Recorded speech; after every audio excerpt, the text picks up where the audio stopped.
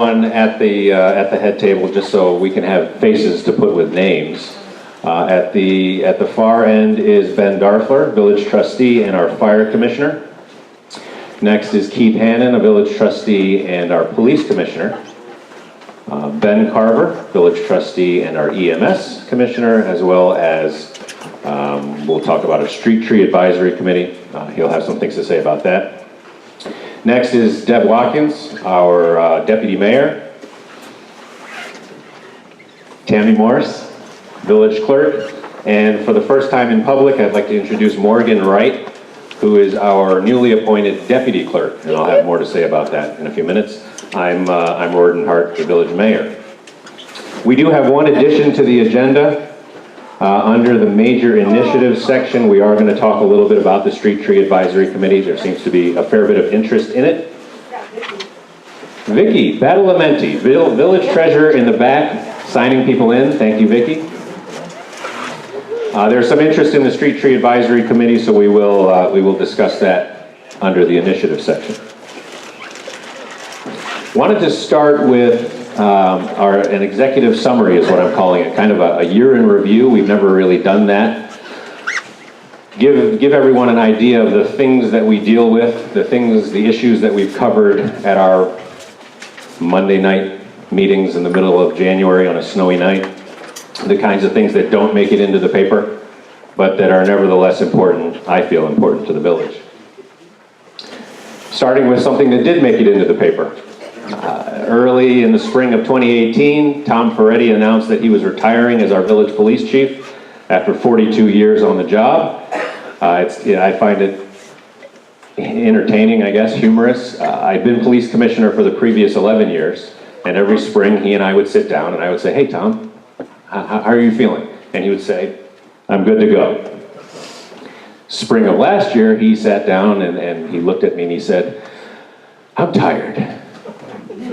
And so thus began the search for someone to step into that role, someone who I felt would be able to, and the board felt would be able to, be the kind of police chief that we want in a small community like ours. And we were thrilled to be able to hire Joe Nelson as our new chief. He's in the back.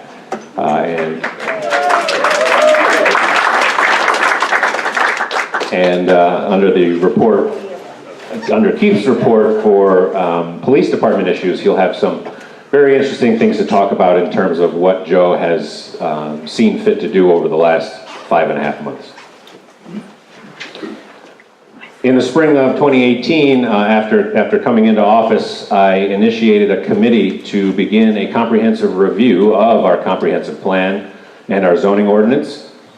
For those who aren't familiar, the previous zoning ordinance was written in 1971 and had not been substantially updated until 2012. As a prerequisite to that update, the village's very first comprehensive plan was adopted in 2008, and it took about 3.5 years to update the then 40-year-old zoning based on that comprehensive plan. The comprehensive plan itself took about 3 years to develop, and there was a lot of community involvement, a lot of community engagement in that. And so 2018, being the 10-year anniversary of the adoption of the village's very first comp plan, seemed like a good time to begin a review of it. To be clear, it's not a shredding of the comp plan start from scratch process. It is a what has changed, if anything, in the last 10 to 12 years. And in order to accomplish that in a shorter than 6-year time frame, which is what the first effort took, I encouraged the board to put out an RFP, which we did, for a professional consulting firm that would be able to help work us through that process. We'll have a little bit more to say about that going forward, but that is in the works. We wanted to, as a board, last spring, we wanted to begin looking at ways to get out information a little bit more freely, a little bit more easily, a little bit more consistently, rather than requiring folks to come to that snowy Monday night meeting in the middle of January at 7 p.m. when it may or may not be convenient to be there. We wanted to have additional outlets for communication. We added a Facebook page We call it Virtual Village Hall. It's a place where we can post information that may or may not be specific or official in terms of a press release or whatnot. It is also a place where we can have conversation and discussion online. This page is available publicly. You do not need a Facebook account to access it.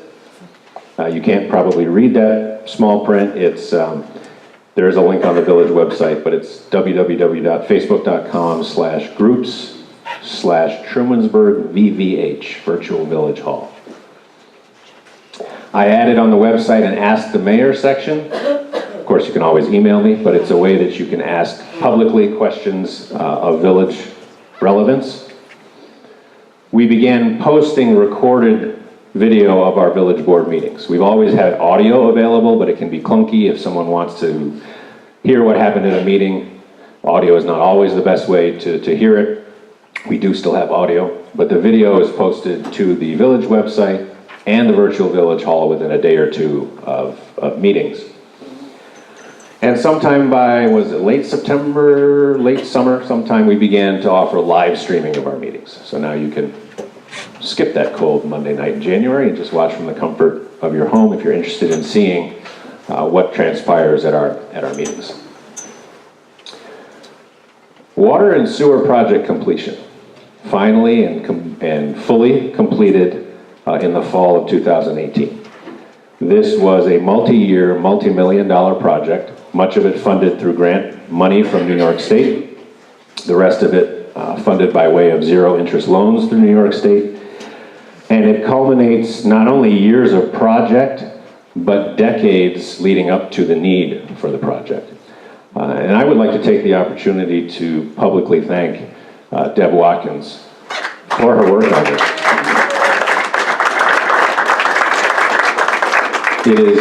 It is not an exaggeration in any stretch to say that if it wasn't for Deb, we would not yet have a second source of water, and we probably would not have a retrofitted sewer plant. When she came on board in 2010, she basically looked at this, particularly the water issue. She looked at this mandate that had started to creep in the mid-90s and had gotten very serious by 2010, and essentially looked at it and said, this is ridiculous. We need to take care of this issue, and single-handedly led all of the project efforts to find a location, to find a way to partner, in this case with Teganic Falls State Park, was the project lead really from the board's perspective with state parks, the New York State Comptroller, New York State Attorney General, and the Governor's Office to get this done. So thank you, Deb.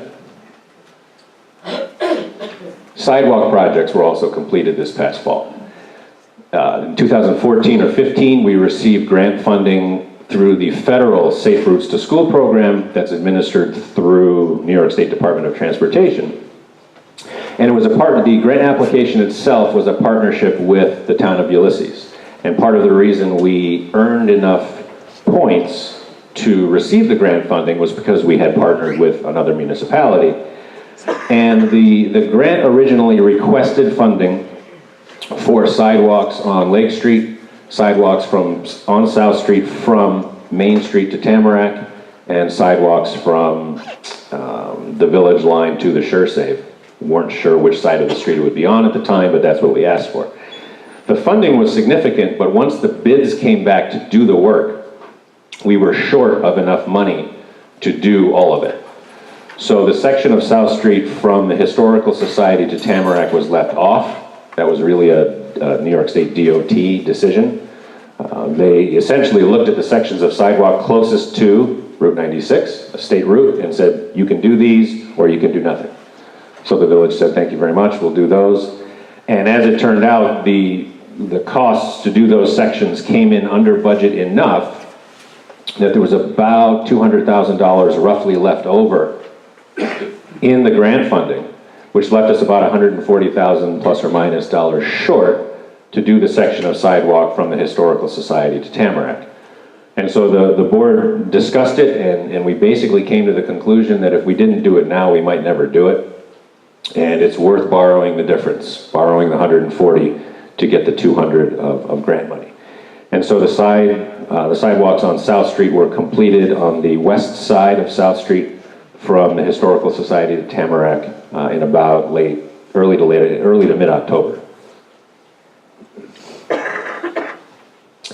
In December of 2017, so back up about a year and a month, the village received notification from Teamsters Local 317 that our DPW employees had elected to unionize. There's a certain timeline that gets established once that notice is filed, so by about spring of 2018, last spring, we began the negotiation process for what our first collective bargaining contract in the village's history would look like. I'm pleased to say that in a day and age when all we hear about are negative collective bargaining situations, this one was very smooth. From the village's perspective, we were able to codify policies, procedures, and practices that essentially had existed for quite a long time. And from the DPW employees' standpoint, they were able to get certain guarantees and protections in place that, again, had sort of informally existed, but didn't really exist in ink anywhere. So that contract was ratified at the end of December. I don't want to get too far out into the weeds on this, but I find it interesting when we talk about collective bargaining that when you want your employees to work for you, and you have good employees who want to work for you, this process becomes very easy. So I'm glad that that was the case. Last spring, I asked Keith Hannon to spearhead the Safe Spot project. The Safe Spot was something that actually Tammy had found on her way through a village somewhere and sent me a picture of it, and I thought that's a really great idea. It is, at least conceptually, it is geared towards children, but it could apply to anyone who feels in a moment that there's a danger or there's a concern. And it could be as simple as it's a 95-degree August day and someone's feeling faint and they need a glass of water, all the way up to a 7-year-old can't find their mom or dad walking down Main Street, or, of course, a situation where someone feels threatened or endangered for some reason. So Keith really took this by the reins and has put together a terrific package in conjunction with the Trumansburg Chamber of Commerce, the Trumansburg Central Schools, and developed a packet of information for the voluntarily participating businesses who have made themselves available to be a safe spot if anyone finds himself in need. And last but not least is we formed towards the end of the year a Street Tree Advisory Committee, STAC for short. A lot easier to say than CPZR, I'll have to work on that. And the Street Tree Advisory Committee is actually a revival of something that existed about 10 years ago. It is not meant, as the name suggests, to suggest that the village is in any way interested at all in inventorying private property owners' trees. There's a whole host of problems that can come with that if we were to choose to do it. But we have a lot of trees in the village right-of-way, many of them very old, and the standard policy has usually been when it falls down, either NYSEG, DPW, or New York State will come in and chop it up. And we would like to take a little bit more proactive approach with some of this inventory, not just for the trees that are old and in danger of falling down at some point soon, but also for how do we maintain the tree inventory that we have in that area. Looking ahead to 2019, we have, first and foremost, and really up front after this past week, the continuation of our review of our comp plan and zoning ordinance. We met with the RFP that I mentioned previously, went out last summer. We received 2 formal bids, and one other firm did respond and say that they would be interested, but the timeline was too short. They wanted a longer time frame. We told them that I wasn't insistent on the 30 months that I had initially set out. It's an aggressive timeline. It's meant to be aggressive so that if we miss it by a little bit, we're still doing a lot better than 6 years. But this third firm felt that they couldn't accommodate that. The 2 other proposals we got back were both very good. One was twice as much in cost as the other. And so the committee reviewed the deliverables of the two and selected the firm that they felt would be the best fit. And we had the two senior partners from the firm come down and speak to the committee this past Wednesday night. I did attend that meeting and found them very impressive. And I expect that the committee will make a recommendation at some point to the village board as to whether to engage this group. The name of the firm is EDR. They are out of Syracuse. The lead on the project is a senior partner of the firm. She is an attorney by background. She's a 24-year member of her planning board in Fayetteville and is currently her planning board chair. And it's not often that you hear people speak about planning and zoning issues, and you can tell that they really know their stuff. So it'll be, if the committee does recommend them, then it'll be enjoyable to work with them. Municipay. What is Municipay? Well, for several years, much to Tammy's chagrin, folks have been asking that they be able to pay their village bills online or with a credit card. We looked into credit card, accepting credit card payments a few years ago through kind of the traditional walk in with your bill and pay with a credit card method. And it was problematic for a number of reasons, not the least of which was the surcharge. So would the village be willing to take or eat or somehow figure out a way to levy a surcharge for folks who want to use a credit card? Property taxes especially are tricky for villages, any municipality really. If we're going to now increase a property tax bill, that can be an issue. So it's kind of just laid there, and we haven't made much progress on it until a few months ago. We found a third-party vendor. They're a subsidiary of Deutsche Bank, I believe. And they are a standalone third-party vendor which allows for any village resident, if they choose, to go online and put in their water bill number, the property tax item, and pay via credit card. This will not in any way change your ability to walk into the main office and hand Tammy a check, to mail a check. If you have property taxes paid through your mortgage escrow, that won't change. It's simply a value-added service to folks who want to not leave the house to pay that particular bill. Municipay does charge a surcharge that would be in addition and over and above the bill that you're paying. Coffee with the mayor. We're having coffee with the mayor this morning. I had mentioned last year the idea of stealing a page from Kimberly Bell, the superintendent of the school, stealing a page from her book and doing a coffee with the mayor series, and honestly, time got away from me. I'm still interested in doing that, and I don't know if it's going to be twice a year or quarterly, but what I'd like to do is have a very small group, 8 to 10 people, have a sign-up process of some kind, pick a time and date, and then sit down and make myself available to discuss any village-related issue. If we throw a coffee party and nobody comes, then that'll be the only one I do. But if it's, as I suspect it will be, if it's well received and we have good conversation, then I think it's something that will be worth continuing. Stormwater management is something we're looking to address. I know Deb will touch on it briefly later. We've engaged our engineer over the last 18 months, really, to investigate areas of the village where water stands, water collects, water floods. It's odd topographically. The village is on the side of a hill, but there are portions of the village that are low-lying within that. And look to see if there are ways to mitigate some of those individual property owners' concerns, or is it like everywhere else? Think of Lodi, where if water collects, it becomes purely a property owner's issue. Is there anything the village can do to help mitigate that? And that investigation is still ongoing. The village is in the process and continuing our clean energy initiative. Ben and Keith, I believe, will have more to say about that later in terms of what we have coming in 2019 to become as close to a clean energy community as we can from a municipal standpoint. More sidewalks. So in 2007, Tompkins County commissioned a sidewalk and walkability study throughout the county to identify municipalities, communities, and areas where sidewalks were needed.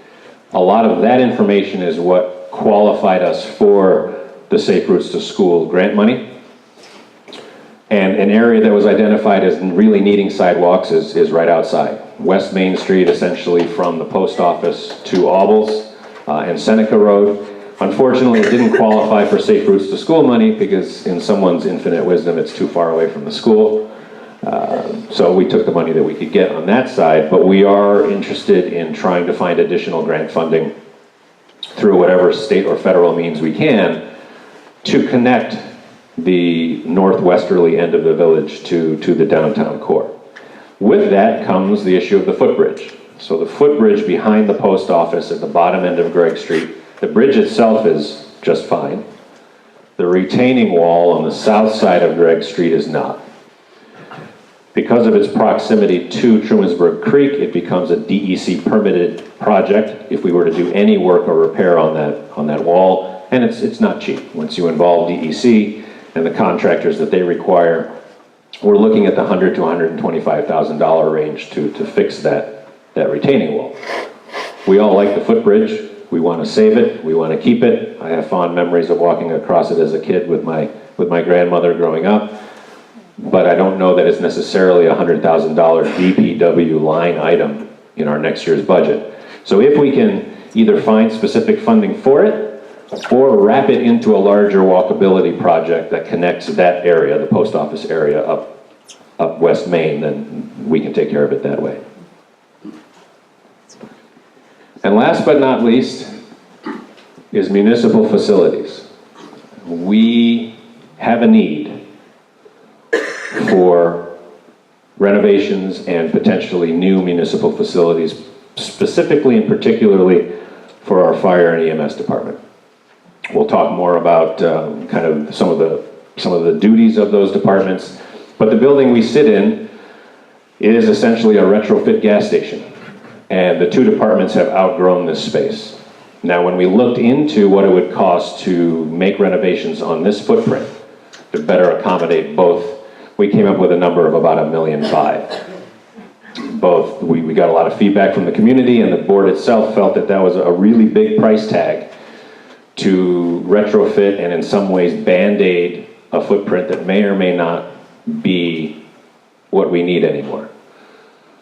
So my hope, my goal is to, in 2019, begin to investigate other options.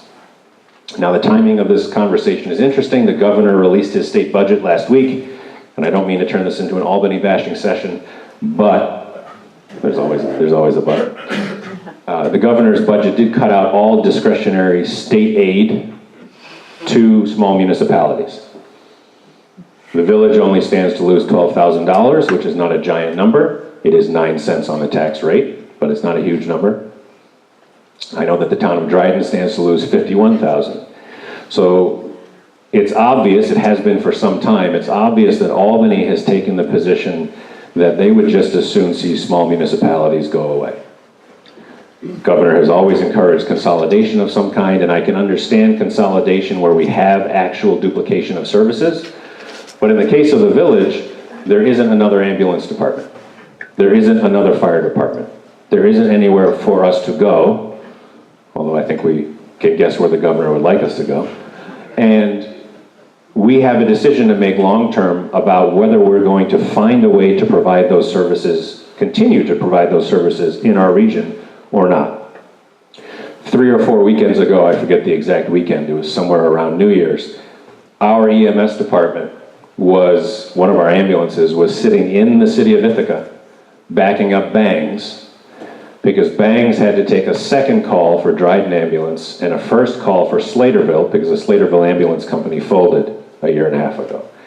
So that's, I suppose, nice to see that 10, 12 years ago, Bangs was in the village regularly backing up Trumansburg. Now we're able to provide backup coverage to them, but it highlights an issue in our region.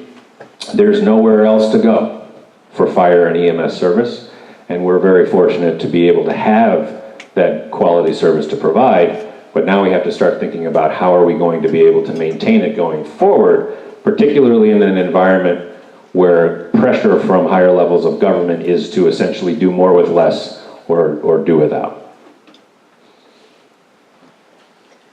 I'll now turn it over to, actually, before I do that, If there are any specific questions to year in review or 2019, if you missed something I said, or you have a specific question, we have a couple minutes, and I would be happy to take them, sure. Is Municipally available now? Should be in about 3 weeks. Yeah.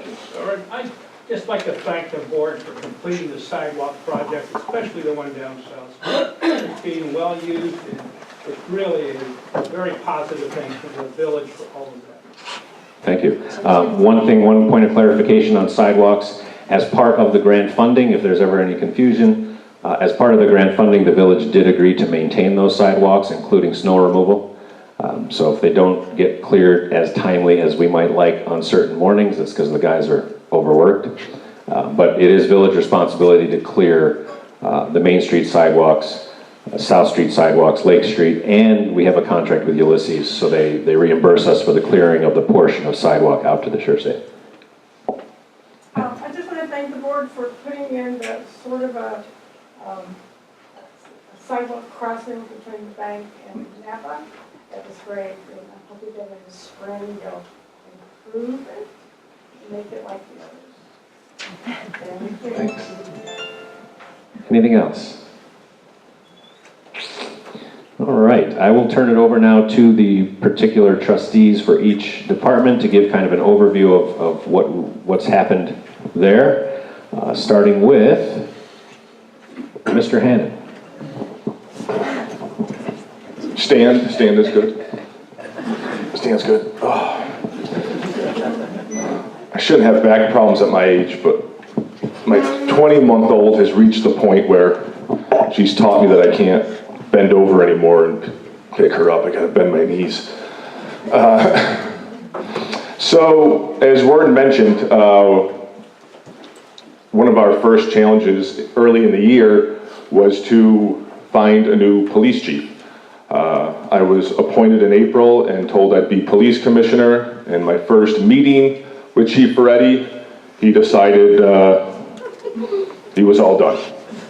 So for 42 years, that had been a stable element in this village, and then I came along and he said, I'm gonna retire now. So before I get to Joe, I wanna recognize Chief, and one way we decided to honor his 50-plus years in law enforcement and his 40-plus years as the Trumansburg chief was to establish a community award in his honor. We wanted to have something that would kind of live on forever and just recognize, the decades of service Chief Ferretti had provided us. And so we created this community award, and at the same time, we knew we wanted to recognize the outstanding work of the Trumansburg robotics team, which many of you may know went to nationals last year. So we kind of combined the two by creating the award in Ferretti's honor, and then having the robotics team be the first recipient of his award at the same time. So I think that was a nice way to honor both people. And so next year we'll have a new recipient for the Ferretti Award, and if you have any recommendations or want to nominate anyone, we're all ears. Let's move on to Joe, who's joining us here today. So when you have to hire a new police chief, not a very easy thing to do. There's not a lot of people that are qualified. There's not a lot of people that will take the job for the money that comes with it, or lack thereof. So all those things considered, we were extremely fortunate to have Joe and have him be interested in this job. As you see, Joe has 26 years experience with the New York State Police, and he's done a lot of community safety education over in Dryden, and has also served as a school resource officer. So Joe has a lot of diverse experience, and anyone that has been around the area for a long time, you may know Joe's family and what a remarkable family it is. So to have that family kind of in this community, his wife, BJ, works for the school district, and so it's a really nice culmination of different aspects. That's a quote from Joe from an Ithaca Times article. So, Joe, congratulations, you're already quotable. So.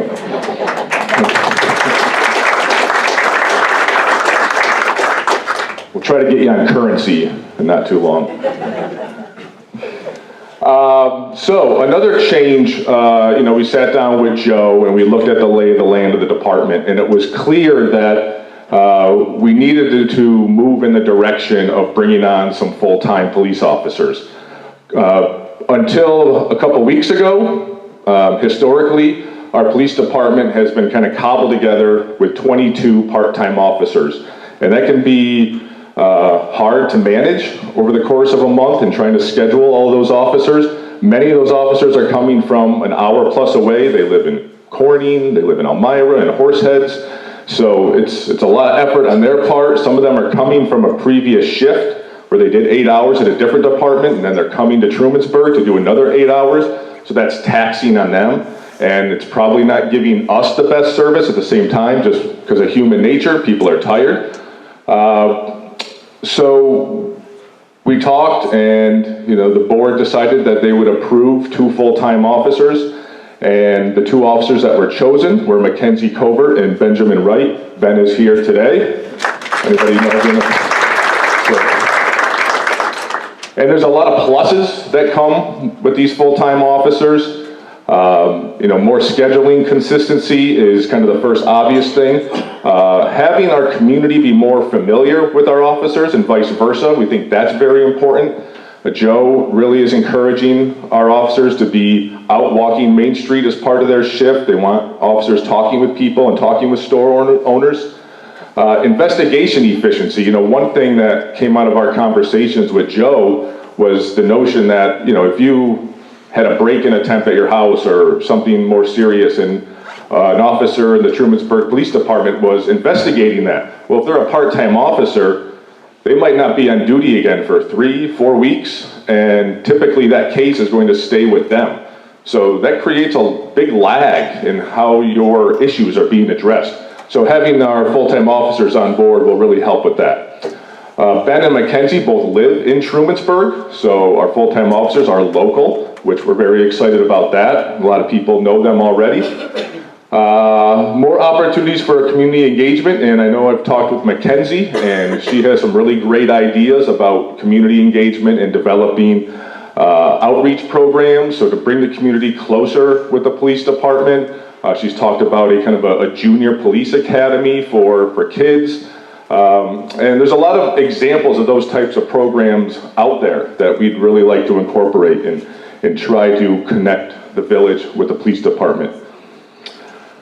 Lastly, a lot of charts here, a lot of graphs.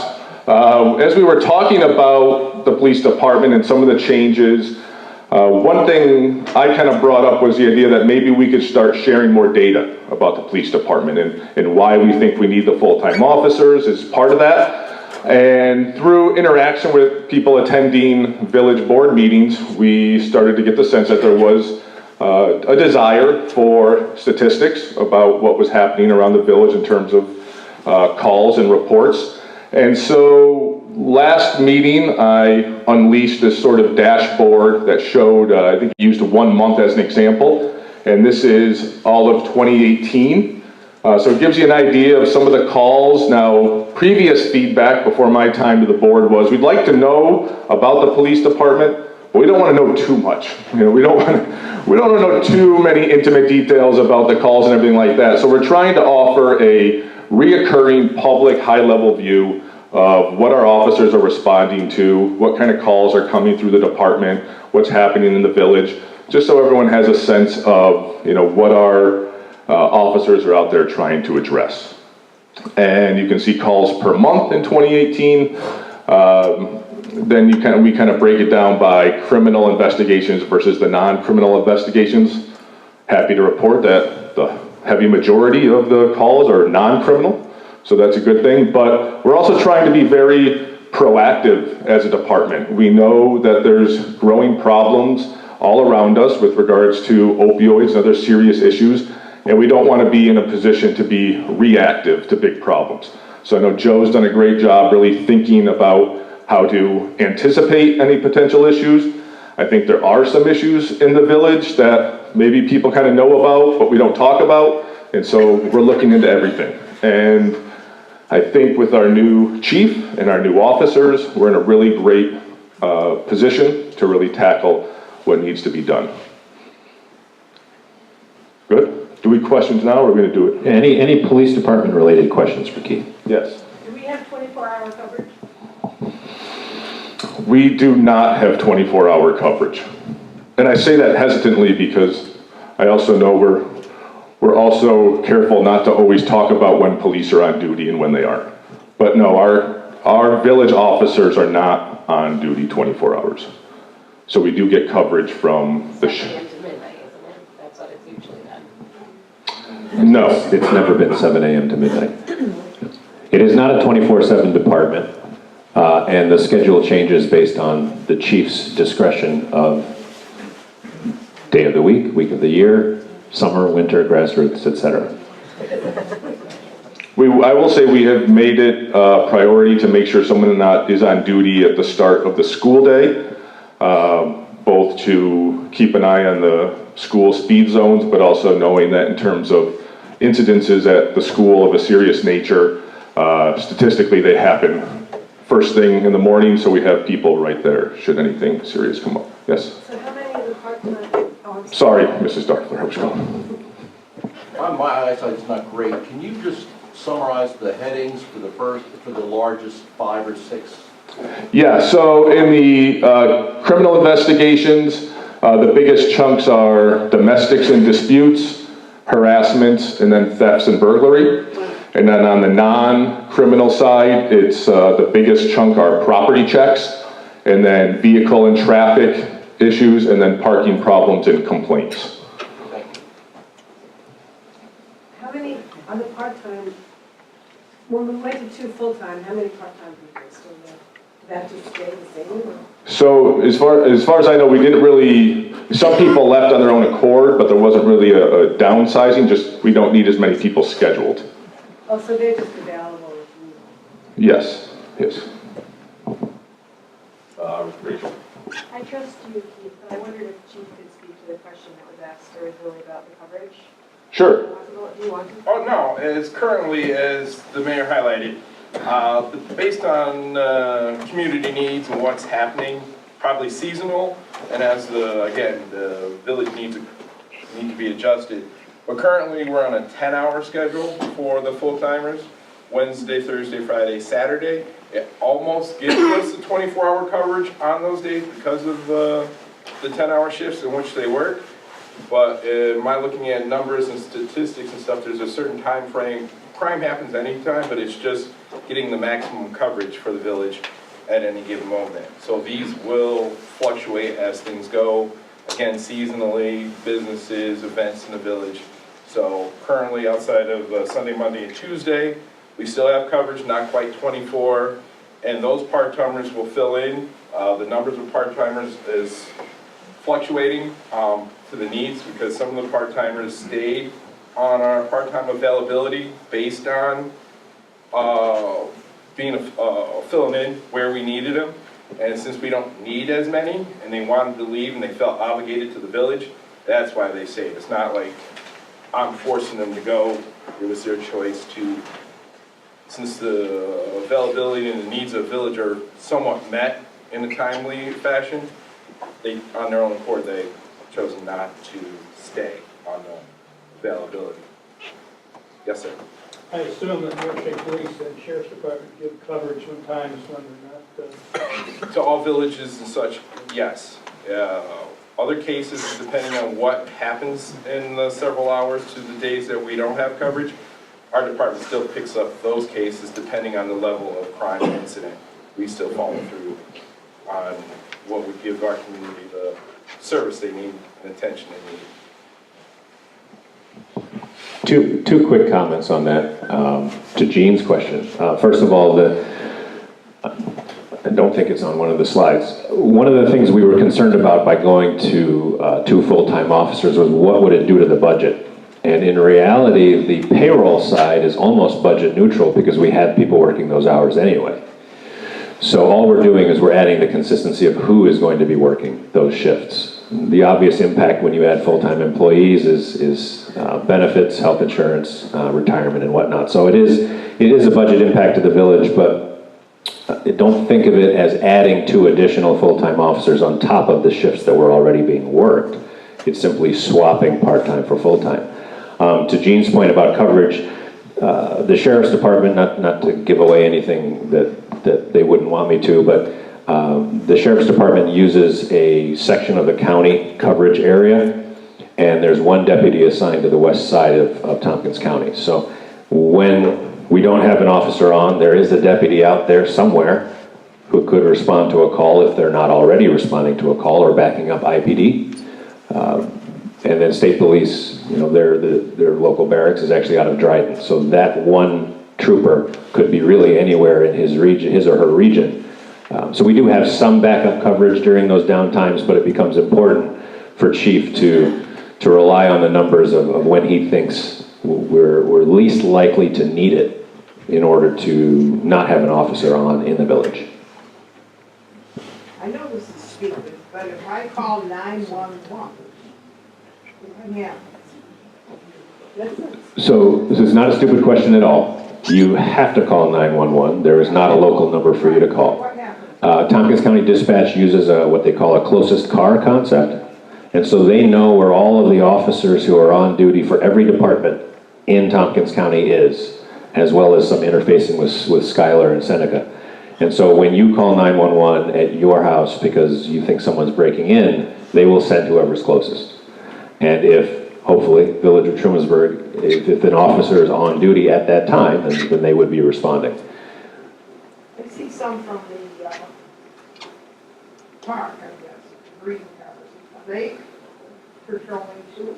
Park Police is technically state police, or a division of state police, so they are available in that closest car scenario. There was an incident at Town Court last year where the Trumansburg officer needed some assistance, and the Park Police officer went by my house at about 100. So he got there quickly. So that's all part of the same dispatch system. I just wanted to add to what the mayor was saying. Tompkins County is broken down outside the city of Ithaca and the villages into 4 regions. We have 2 on the west side. So depending on where the county is and the state is, and then complaints, what they're handling, because of the larger population, comes to the speed and response to complaints that do occur in the village. So again, to what you're saying is in the 3 or 4 hours that given when we don't have coverage, depending on what the deputy's doing, where that 1 deputy's coming from, and speed of response getting there. So that's why it's nice to have regular full-time people that will give our community, when those incidents occur, a quicker response than waiting. Because the 1 deputy that can cover the west side could be on the east side and has to make his or her way through Ithaca to get to the village. And being on the far reaches portion of Tompkins County makes sometimes for a difficult response. I've been there and I know how it is, so it's a timely thing to get to a domestic, a burglary, something that's taking place that needs an immediate response. It's time consuming. And what could be 5 or 10 minutes to someone complaining could feel like an hour.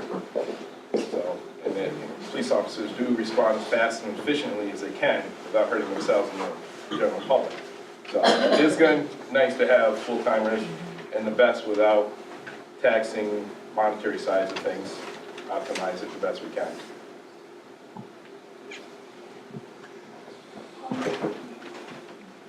You know, nationally, there's been a real concern about police force having the training for domestic disputes, Yes, ma'am. and that they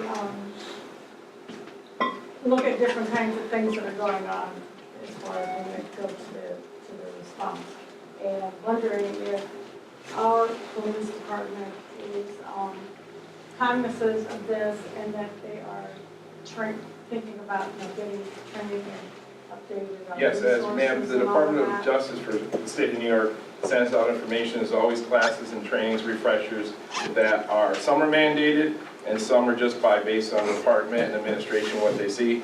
And domestics being one of, I don't say a daily occurrence, it's sad, but having a well-trained police officer attending all these trainings, but to use that training and applying it to these incidents when they occur, yes, they will be getting, I don't say the latest and greatest, but when it is available, even from first line, I guess, in the line of training would be my full-timers, because they're here, then applying it as they go and working with other departments for which my part-timers work to see where their training is and how, when they're working, how we benefit from it, making sure that they're up to speed also.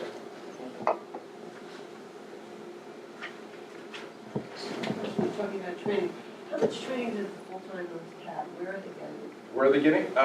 Depends. So currently, beginning of February, Ben himself is going away to FTO, Field Training Officer School, so he can train new people coming in.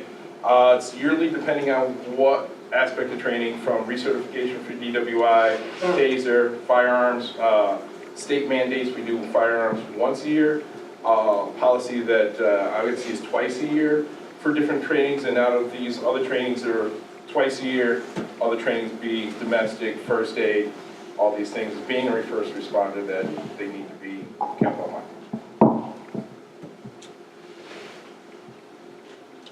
Yeah.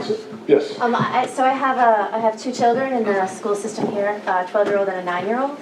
And with recent events in school safety for children, it's been quite a concern, especially for my 9-year-old, about how do I stay safe, when am I safe? And there was an incident maybe 3 weeks ago where they were, alerted that someone might be walking around, and so teachers and police were on after the after-school walk-off, so great response. But I'm wondering how you work with the school district to sort of reach out to children about, please, officers are approachable, general notions of safety that sort of make it something that they are participating in instead of just being, what do we have going on? Well, we work with the school.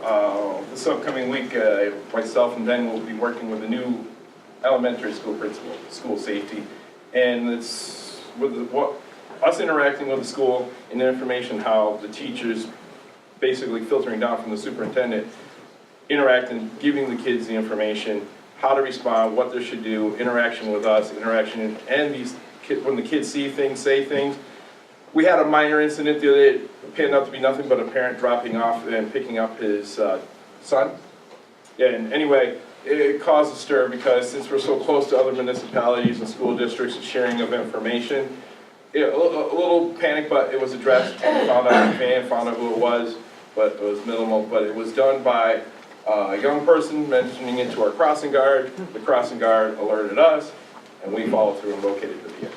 So, and again, forgive me for not knowing, but is there already sort of in the elementary school or whatever, hi, the police chief is coming to talk to you about general safety? Like, do we have that program? That comes really with myself, but more Ben, because since he's a school resource officer, Oh, okay. I will be utilizing him in that role to make himself known. He's already worked in the school before becoming a police officer, so I'm going to be utilizing him in that relationship.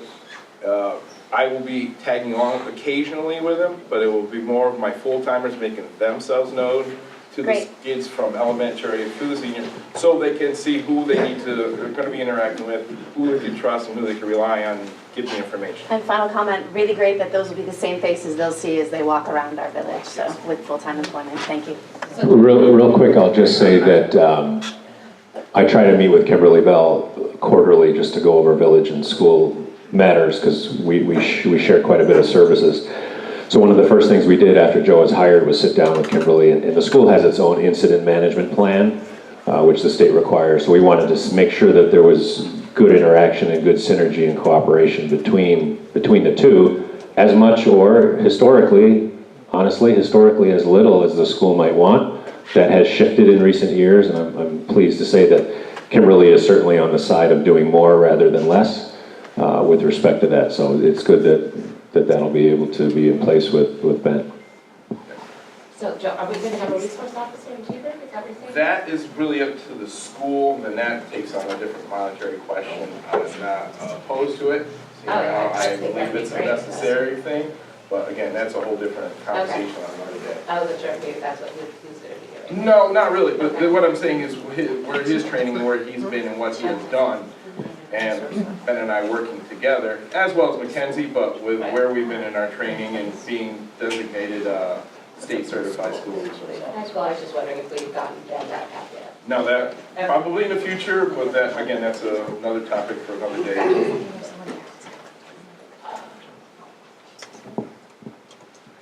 Good. Any other questions for Keith or Joe? I will say I've talked to Mackenzie a little bit about the idea of trying to work with the school district to offer assemblies that would help with some of this education and offering more face time with our officers. So that was also part of the outreach type ideas. May I add also to the question of schools, because different programs within Broome County, Tompkins County, we work in conjunction with, I don't think it's SAD, but other programs that do go in and educate. Not always on the elementary, but middle school, but as kids get older and different aspects and things. But there are programs that we will work with in conjunction with making ourselves known. But on the individual bit, it's us doing the best we can to make sure that the kids are safe and know who we are. Sure. For the part-time officers, some or all are officers somewhere else. Is their training done by, if they are officers somewhere else, their training updated by their home department, if you will? Or? Everybody has to follow still the same for, depending on what type of training the state mandated guidelines is handed down from the state. Yeah, I guess I was wondering if part-time here, who pays for that? Oh, no, that's a good question. That's where there is upcoming training. One of the officers who's a part-time asked about, it's not huge, but I was gonna see what their department was gonna contribute to this to offset the cost. It's small, but he's coming here, but I want us for any training, again, the full-timers to get first, because it would be coming from our budget to get training, but then making sure that my part-timers are just up to speed as the full-timers. But if there's a cost to be divvied and split, exactly, I would say share the cost. The best you can. I also want to applaud Joe and some of the officers who have grant writing experience, who are pursuing different grants to help, offset expenses within the department. So that's something we're going to be really focused on in the coming year, trying to apply for those and not leave it all up to the budget as is. So, okay, thanks very much.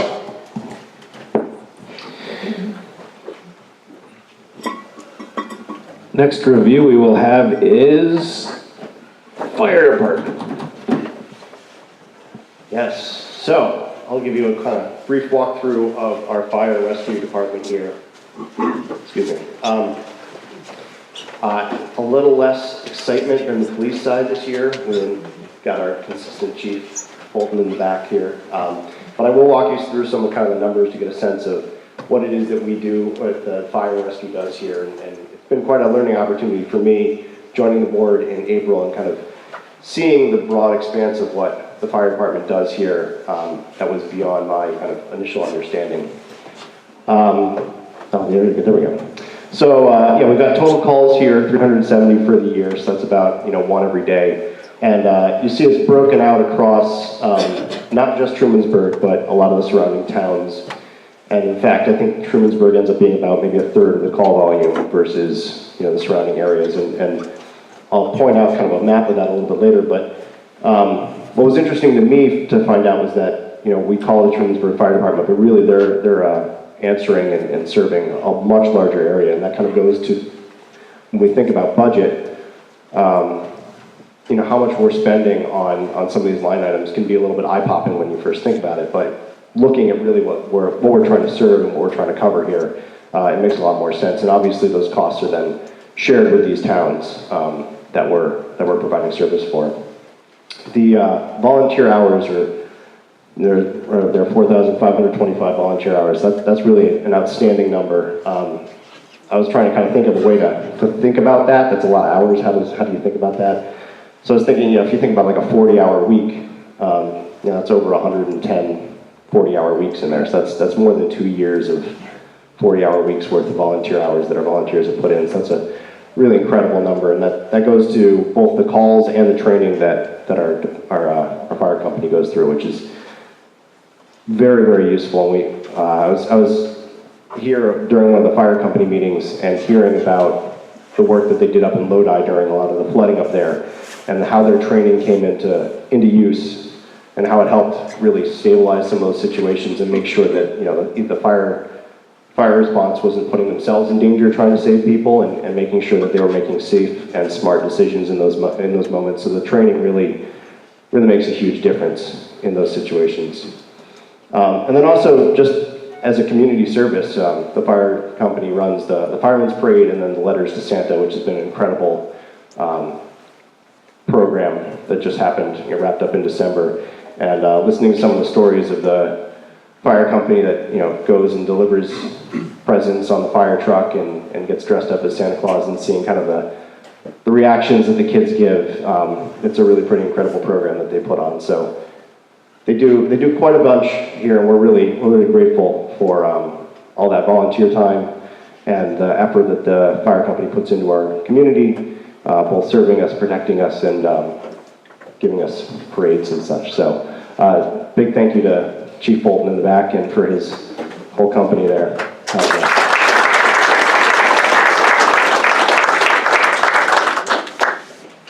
And so yeah, just to kind of finally touch on that first point I made, that 56 square miles of fire and rescue coverage, and it's really outstanding. It's really the whole, you know, western side of the lake here.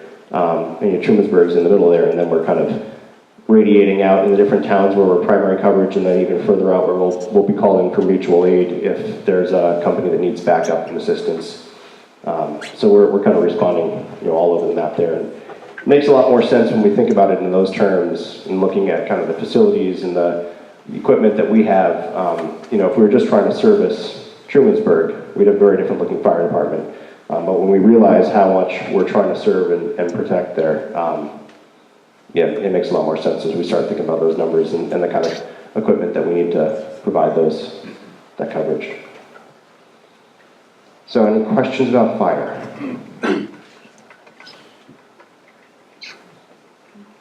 Yes? What's this response time? I mean, you have this large... Sure, yeah. And it's going to depend, obviously... And fire, if you separate it, what's the response time for each? Yeah, I don't know if Jason, if you know a kind of average response time, but I'm sure imagine... I don't know it off the top of my head. It depends on the time of day, night, weekend, holiday. Average, I'd say 5 to 7 minutes. I noticed that's different. That's once the pager goes off.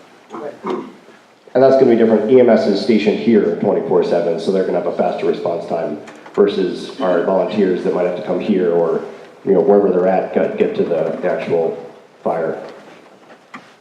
So the numbers that you were showing, was that fire and EMS? This is just fire, yeah. And the fire volunteers do give support to EMS calls from time to time, and as that's captured, I didn't actually capture that. And we've had some changes in our reporting for EMS this year, so it's a little bit, numbers are funky. So I just focused on fire calls, fire and rescue calls. I have a dopey question, but maybe Jason can answer this. When we have all the snow, who's supposed to shovel out the fire hydrants? In the old days, I thought if it was on your property, you were supposed to do that. Is that important to do, and what's the deal? It's very important. If you see one by your house, we would greatly appreciate it, because there's nothing that says we have to. We do it. I work for the city of Ithaca as well, the fire department. Our chief down there makes us do it, because the people down there, they don't like to shovel hydrants by their houses. But if you see a hydrant next to your house, please shovel it out.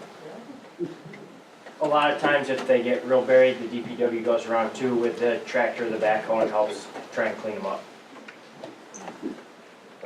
What's the village, is there a village little policy or stuck on the back someplace in the book as to how the hydrants are supposed to be kept? There is no ordinance that you are required to clear the fire hydrant. But as Jason said, it would be highly recommended, because it'll be the one time that we don't clear it, that we need it. So I'm just wondering, because if it's a free-for-all subject, then You know, The problem, that's all. yeah, no, it's a good suggestion. The issue we always have with forcing anything, whether it's sidewalk clearing or is what's the penalty for not and who's gonna police it? So I think we've avoided that over time, but it's a good idea if you can to clear the fire hydrant near where you live. So maybe if we all went and knocked on each other's door and, you know, and said, gee, you know, let's try to do this together, you know? On the first week of January, I'll be responsible. Second week of January, you can be responsible. I mean, it's just something that it could be, it's beneficial to all of us and it'd be a, you know, Did you just volunteer for something, Dolores?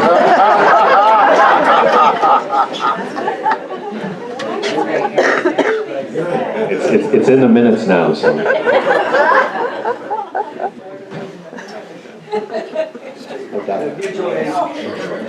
Mutual aid number, kind of hard to follow this ad. The mutual aid number 50, Yeah. is that pretty heavily inflated by the Lodi incidents? Oh. Or is that pretty typical? I don't, No, it's not. It's pretty accurate. As I was here at the beginning when Warren was mentioning about stuff, the volunteers around us are hurting. Being Interlake and you go to the north, we're actually on automatic mutual aid for any call in the town of Coburg with Interlaken. So we're going with Interlaken, Lodi, and Ovid, so they make sure that there's enough people there if something arises when we get there. So there's not Half the only- time we get canceled en route, but we're on our way, and that's only because Interlaken doesn't have enough people. So it's not only a big number, it's also an increasing number? Yes, it's increasing every year. Yeah, that number's gone up a lot in the last few years. Right now it's about one a week, if we're talking about 50. We are very fortunate that the fire company, I've always joked that young people, it does tend to be young men, but young women as well, want to be cops and firefighters. They want to run into burning buildings, and God bless them for it. We're fortunate that our fire company has not had a particular issue with volunteer numbers. Others around us are not as fortunate, and so we're picking up a lot of that slack. Rachel? I wondered what your secret is for recruiting volunteers. Like, how do you reach out and are you feeling like you're getting the same consistency of new volunteers every year or every 5 years? It seems like it's a couple every year, 2 to 3, but to be honest with you, I think why we're lucky is because our call volume is enough to keep people interested. Yeah. When you go somebody volunteer for 20 to 30 calls a year, it's hard to keep people interested. Because of our call volume and the different things we do, it keeps people interested. We don't do a lot of recruiting, only because the state is on a recruiting drive all the time. But you gotta understand, what people don't understand is that, for instance, if we next month have 10 members come in, we might not have enough gear to fit those people. So on top of those members coming in, it's an automatic at least $3,000 to outfit them to be able to do the job. So it's an expensive, you don't want to turn people away, but it's expensive at the same time. But I think because of the call volume and our different, I hate to say it this way, our different types of calls, it keeps people interested.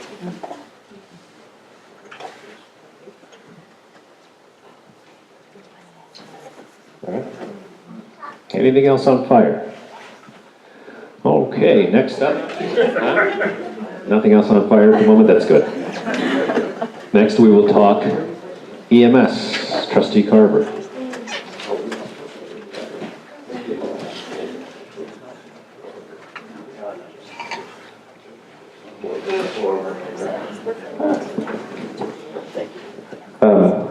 So quick, before I start, I want to address the dispatch question. When you call 911, the first thing they'll do is decide who should respond. So the police, there's a protocol for establishing which agency should come, but before that even happens, they decide if it's a fire call, an EMS call, what agency should respond.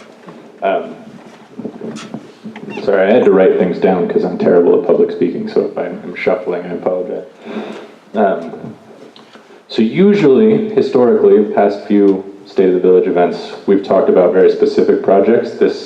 You're probably getting the sense already that this event we're trying to do a little bit more general, provide some context. And I'm going to try and be a little bit quick. I tried to run through this presentation this morning and it took about 20 minutes. So I'll try and be faster. So our EMS department covers essentially the same as the fire district, but expanded, a little bit more of coverts, more of Hector. Ultimately, we cover about 110 square miles. That district covers 3 regional EMS councils, 2 Department of Health districts, and 3 counties. So it is, in some ways, kind of a nightmare. In some ways, that makes us fairly unique. In some ways, that makes, I think, our successes even more impressive. But really it points to the fact that EMS, as well as fire, as well as police, we exist within this broader context. So when you look at our numbers as a village, they are one small piece of what our department does, and what our department does is one small piece of what happens regionally, what happens in the county, and all of those pressures. When you look at, so we were just talking about volunteer trends in fire. Volunteerism across the country is referred to as a crisis, right? It's harder and harder to find people who are willing to run into those buildings that are on fire, which seems fairly logical to me, but obviously there are those people who want to do that, and I'm immensely grateful for them. But that is in decline. So those pressures are exerted on our EMS department regularly. So where are we with numbers? So if you look at the county numbers, just between 76 and 2016, that's almost a factor of 10, the increase in those numbers. So if you couple that with a simultaneous decline in volunteerism, it starts to look pretty dire. I mean, the situation is difficult. Now, one of the things that it's allowed our EMS department to survive, occasionally thrive, depending on how far you want to parse it down, but is that when we switched to billing, when we broke our EMS department apart from our fire department, when we moved to paid staff, all of those things happened just a little bit before circumstances mandated that it happened. So we've been a little bit ahead of the curve so far, but just for the purposes of context, that is difficult to respond to. If you look at our district, so for what our department responds to, it's not quite as drastic an increase. If you spread that,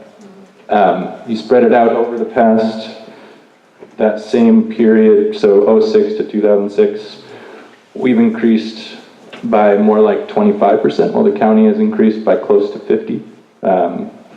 That said, our EMS, our mutual aid numbers just over the last 4 or 5 years have gone up by a substantial margin, I believe. Oh, I'm supposed to do the slides. Oh, really?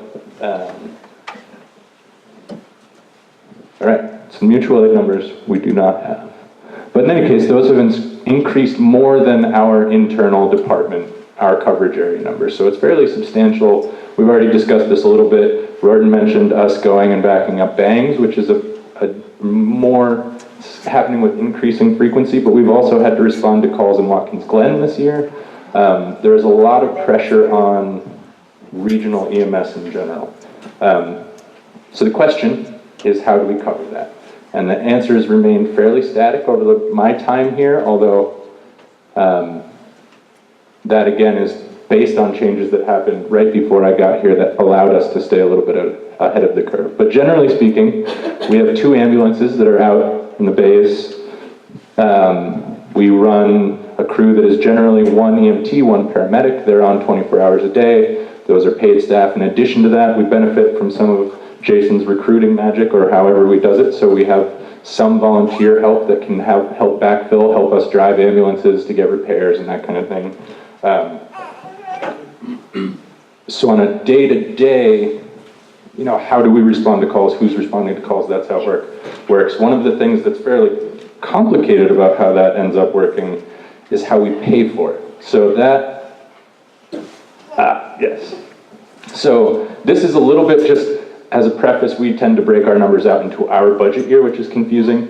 Here I wanted to have statistics that lined up with the information we had from our billing company. So that 923 number isn't exact. That's the average of the 2 corresponding budget years. But just so you know, these are for reference. They're not exact.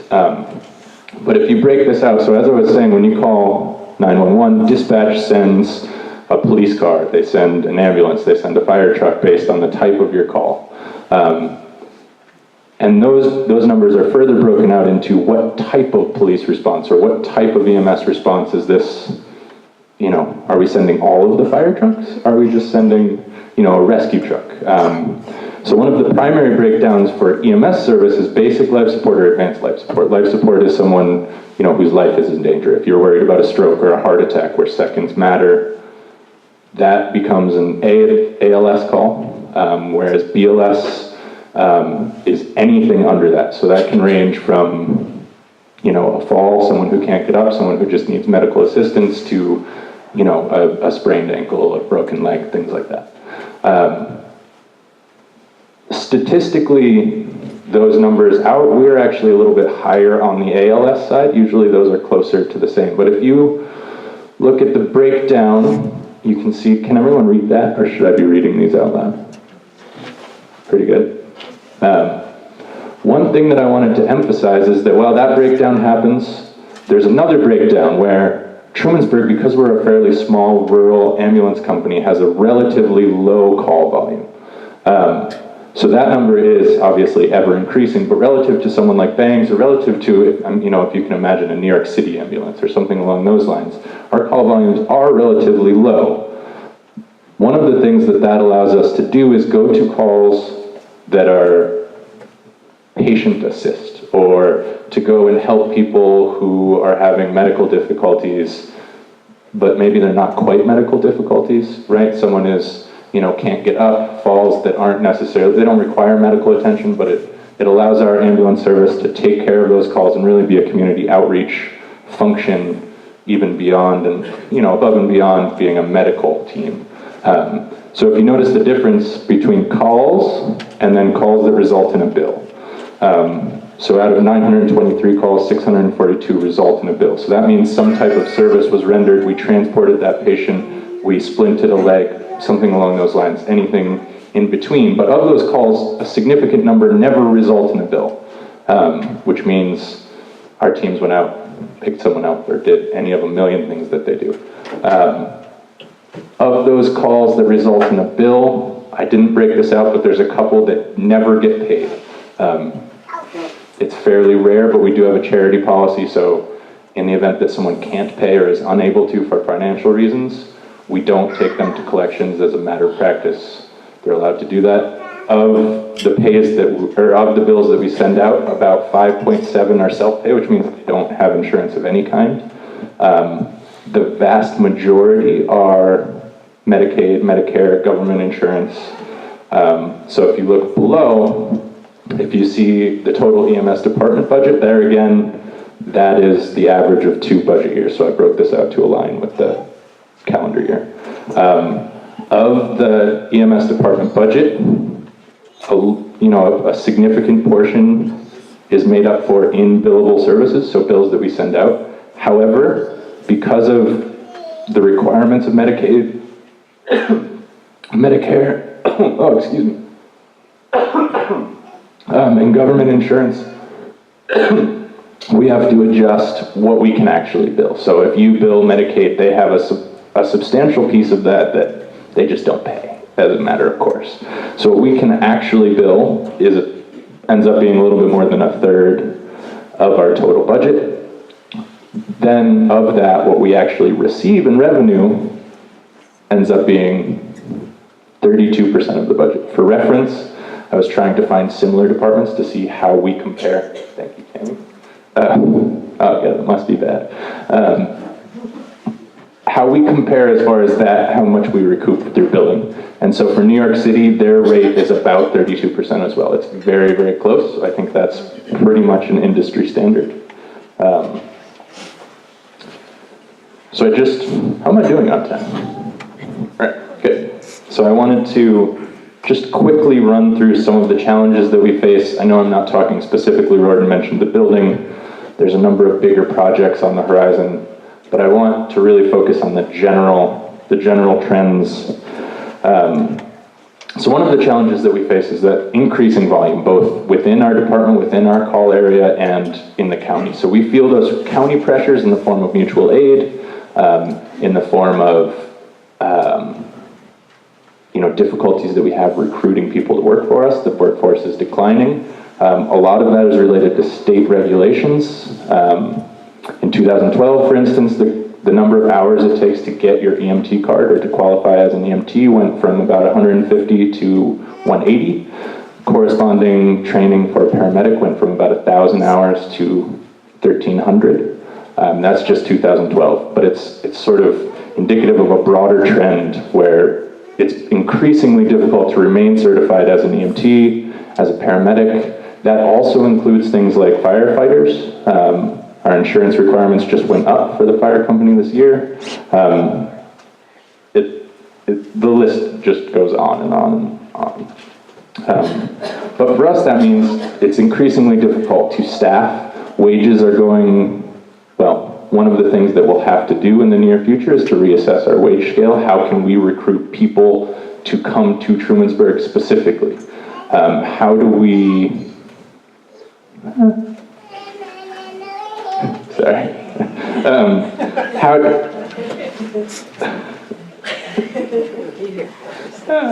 I knew that was going to happen eventually. Sorry.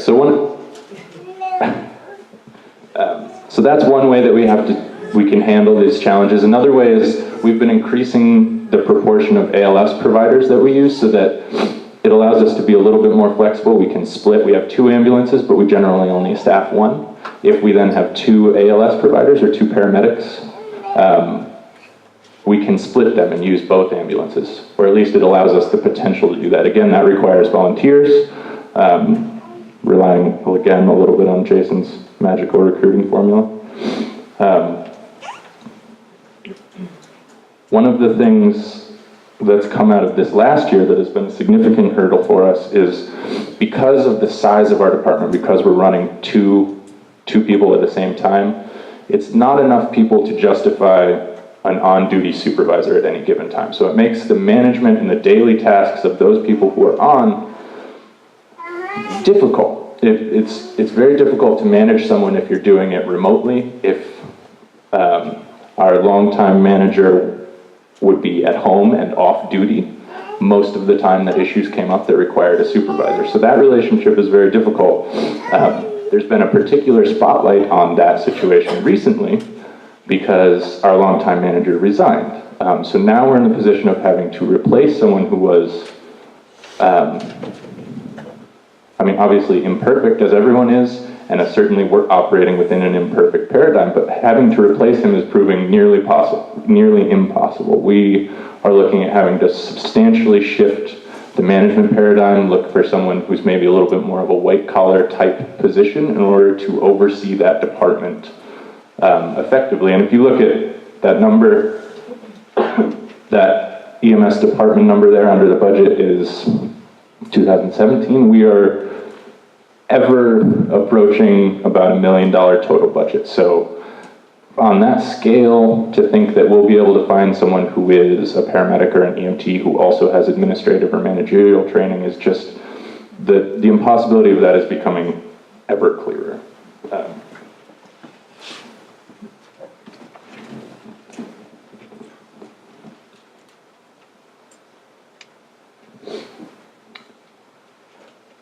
So as we operate, as we move through, as we're moving forward in this, ever increasing call volumes, ever decreasing availability of qualified staff, volunteers, projects like this building, which Gordon mentioned, projects like a new ambulance, which we have been in need of for about a year. These projects have been sort of shelved. We are, for the moment, running with an EMS management committee because we don't have an operating manager, which presents obviously unique challenges. But we have, I think at least, an amazingly dedicated staff. People who come here who know that they don't have a manager, who know day to day that will bring its own challenges, who know that we exist in this bizarre little hybrid 3 regional EMS councils and all of that. They know all of these things and they keep coming and they love the job in the same way that I think all first responders do. And they're amazingly dedicated and I think they do an amazing job. And I think from your perspective right now, hearing me sort of lay out this sort of dire trends, the pressures that we face, you might be expecting me to conclude with, I don't know, something about the results, some lacking in the care that we're providing. But the reality is that despite all of those trends, the care that we are providing on a day-to-day basis, the actual response time when you call 911 is not changing. Our crews are doing an amazing job to continue. And so I hope, moving forward, we'll be able to tackle some of these challenges from an administrative, managerial, village perspective. But I'm happy to report that our EMS in general is doing just a marvelous job. And I think I'll end there, and if there's any questions, I'd be happy to answer them. Hi, I have a question regarding the ambulance audit that you'll look at in November. Oh, hey, Just thank you. wondering how, we had about $15,000 overall money that's overpaid, underpaid, not dispersed or accounted for. Right. Thank you. I guess my it's on my question notes. is, how's that coming? And, these are basic gap skills that should be audited monthly. How are we going with that? Right. This is a. So thank you. Especially. Yeah. I'll jump in on that, Ben. The corrective action plan as required by the state comptroller was filed this week. It was about $16,000, $16,000 net. And the discrepancy. The numbers have changed from the original audit? No. 16 was just the unidentified. That's the only number. 28,000 to other The net, so the net is 16. We owe 28, they owe us 12. So the net is 16. And the number comes from, it's not an auditing issue, what the number comes from the way that our third-party billing vendor, which is MedX out of Rochester, accounts for the fees that they charge. Now the fees that they charge are identified by the type of bill, the type of call, and where it originated from. And so when we receive money, so an ambulance ride, generally the bill is about $950, Medicaid pays about $80. 100 and something, so that's part of that number that's different behind me. When we receive that, MedX takes a piece of that. How that's allocated to the municipality. Does the village pay that fee? Does Covert pay that fee? Does Hector pay that fee? Has to be figured in-house. Our former EMS manager was doing all of those calculations, and over the course of 7 years, he was off by a total of about 1.12%, so 12 basis points for those who follow that kind of thing. Cumulative, that added up to about $16,000 net over 7 years. So we will be paying Ulysses and Covert from our general fund, the balance that's owed to them because they, quote, overpaid their billing fee. And then we will be collecting from the town of Hector what they were undercharged and therefore kept in terms of those fees. Going forward, part of the corrective action plan is that instead of having the EMS manager, because we don't have one at the moment, rather than having the EMS manager reconcile MedX's fee to the bill to the call, we're doing that out of the treasurer's office, which is probably where it should have been done to begin with. The comptroller said that it's kind of either or as far as how you want to do it, but that's what they were able to recommend to us. I think it's also worth pointing out that the audit of the EMS billing, when we started that, I wasn't here, so I'm sort of sharing third-hand information, but it was a new endeavor for the village in so many respects, and we had requested that the comptroller take a look at it and help us move through and decide how to do those things and to verify the systems that we had in place. It's difficult to imagine an agency that's so busy that it took them 6 years to get there, given what I would see as sort of the urgency of that. But they did. I think it's fairly impressive, the degree to which, this is a minor change. Vicki and I have gone through this. Hi, Vicki.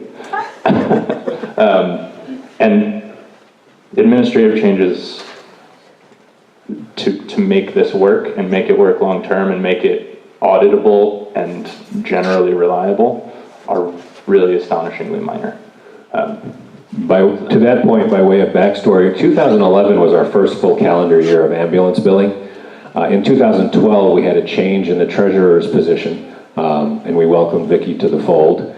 And so when she walked into this situation, the village requested that the state comptroller come down and audit that piece and give us best practices as to how to proceed.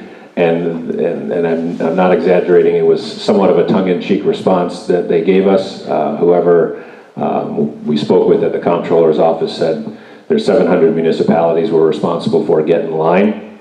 And so we got in line, and 6 years later they finally came down. So it was over that period of time that it was, we figured it out as we went, and I'm glad it was only 16,000. Yeah, Don. The call numbers, there's some very strange anomalies in there. So we got the county with an increase of 10 times.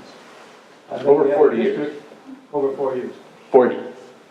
40. 76 to 16. Yeah. 76. Yeah. Yeah. On the plan. To 60. In any case, very big numbers. Yeah. And then you have the increase in the district of 20%. But if you look at the village numbers, we may have a decline there of, 1% or something, or 2%. Or maybe it's just flat. But the village does not have the increasing, it's not in the same pattern as all the surrounding area. Well, so- Anybody put their head around that? I mean, well, So part of that is just me presenting numbers that are a little bit confusing, I think. So that's 4 years of information for the village yeah. and 40 for the county. So it's, But let's just go back to the district. Even in just the district, we've got Right. an increase. right, so that's, part of that I think is a function of the village's population, right? Our population has increased by maybe 200 in, I don't know, Decreased. Yeah. 5 years. It's pretty, 14, pretty marginal our population is fairly flat. Whereas surrounding communities, especially Ulysses, have been going up fairly substantially. So that definitely plays into that. There's also, this is a very small sample size, right? Relative, it's hard to draw statistical conclusions from this. We have issues, we had one resident for a long time who called fairly regularly. That decreases the village's numbers. So if you look at the larger trend in the village, it's probably, if you were to remove that one individual, it would probably look like a steeper increase. Whereas that sort of type of resident is in the town now. I don't want to give too much information about people's personal call histories, but those sorts of things, because it's such a small sample size, it's difficult to evaluate statistically. But I think the trend fairly reliably is a similar line, more than it appears to be. The other factor at the bottom, those final 4 lines behind me, the village call numbers over time are fairly static because it is a population issue. The ambulance district has grown over this time. So we added a portion of Hector. We added what's known as the Mecklenburg Ambulance District, which is about 10 to 12 square miles. So the call numbers overall have gone up as the ambulance has picked up more coverage area, which has been required by the fact that other ambulance companies are losing volunteers or closing their doors. Okay. So if it's normalized the population, pretty small. Pretty closely, yeah. A few years ago, there was considerable concern and discussion about cars driving up the number of EMS calls. Does that remain any kind of issue, or? So that will always be an issue anytime you have, that kind of facility. The town has done a lot of work with cars to try and, to mitigate the inflation, the sort of artificial inflation of calls that happened there. So that concern is being addressed. How effectively and to what degree we'll see, down the road how it plays out in the numbers. When you say what cars is, excuse me. Cayuga Addiction and Recovery Service. We've got time for one more quick one. Oh, Marlene, you guys combine? Well, besides the money that we get back, billable money from other places like Hector and things like that, do they pay are we doing this for free except for the billable money? Well, so to be clear, when we bill for a call in Hector, Hector gets that money. So this is department, not this, the previous slide is a department-wide number. What the village actually gets is a much smaller number and only based on calls in the village. I mean, does anyone else help pay for services that we're giving to? Yes, absolutely. So we contract with Hector, Ulysses, and Covert. They pay based on call volume. You know, when we come up with this budget, we have a yearly meeting where we negotiate sort of what portion is going to be paid by who. That's based on the fire department system. So the cost is allocated based on a 3-year average of calls. Additionally, billing payments, as Roden mentioned, part of that is sort of what's folding into the 16,000 number that's problematic. But there's also a fee that's applied per call. There's a contract. Yes, yes. Yep. It's listed on your tax line. The comment was that you could check your tax bill and you could see the In the towns, only in the towns. In the town, so both fire and ambulance, we have a rolling 3-year average of calls. We know how many calls occurred in the past. We average it out by municipality to determine who is what percentage of the total budget. So if the ambulance budget is $878,000 and the village has 20% of the calls, that's our burden. If Ulysses has 40% of the calls, they pay 40% of that. That's paid to the village by contract. I will say that one of the many things that we have to look at on the ambulance side is whether that's the best way to allocate those charges.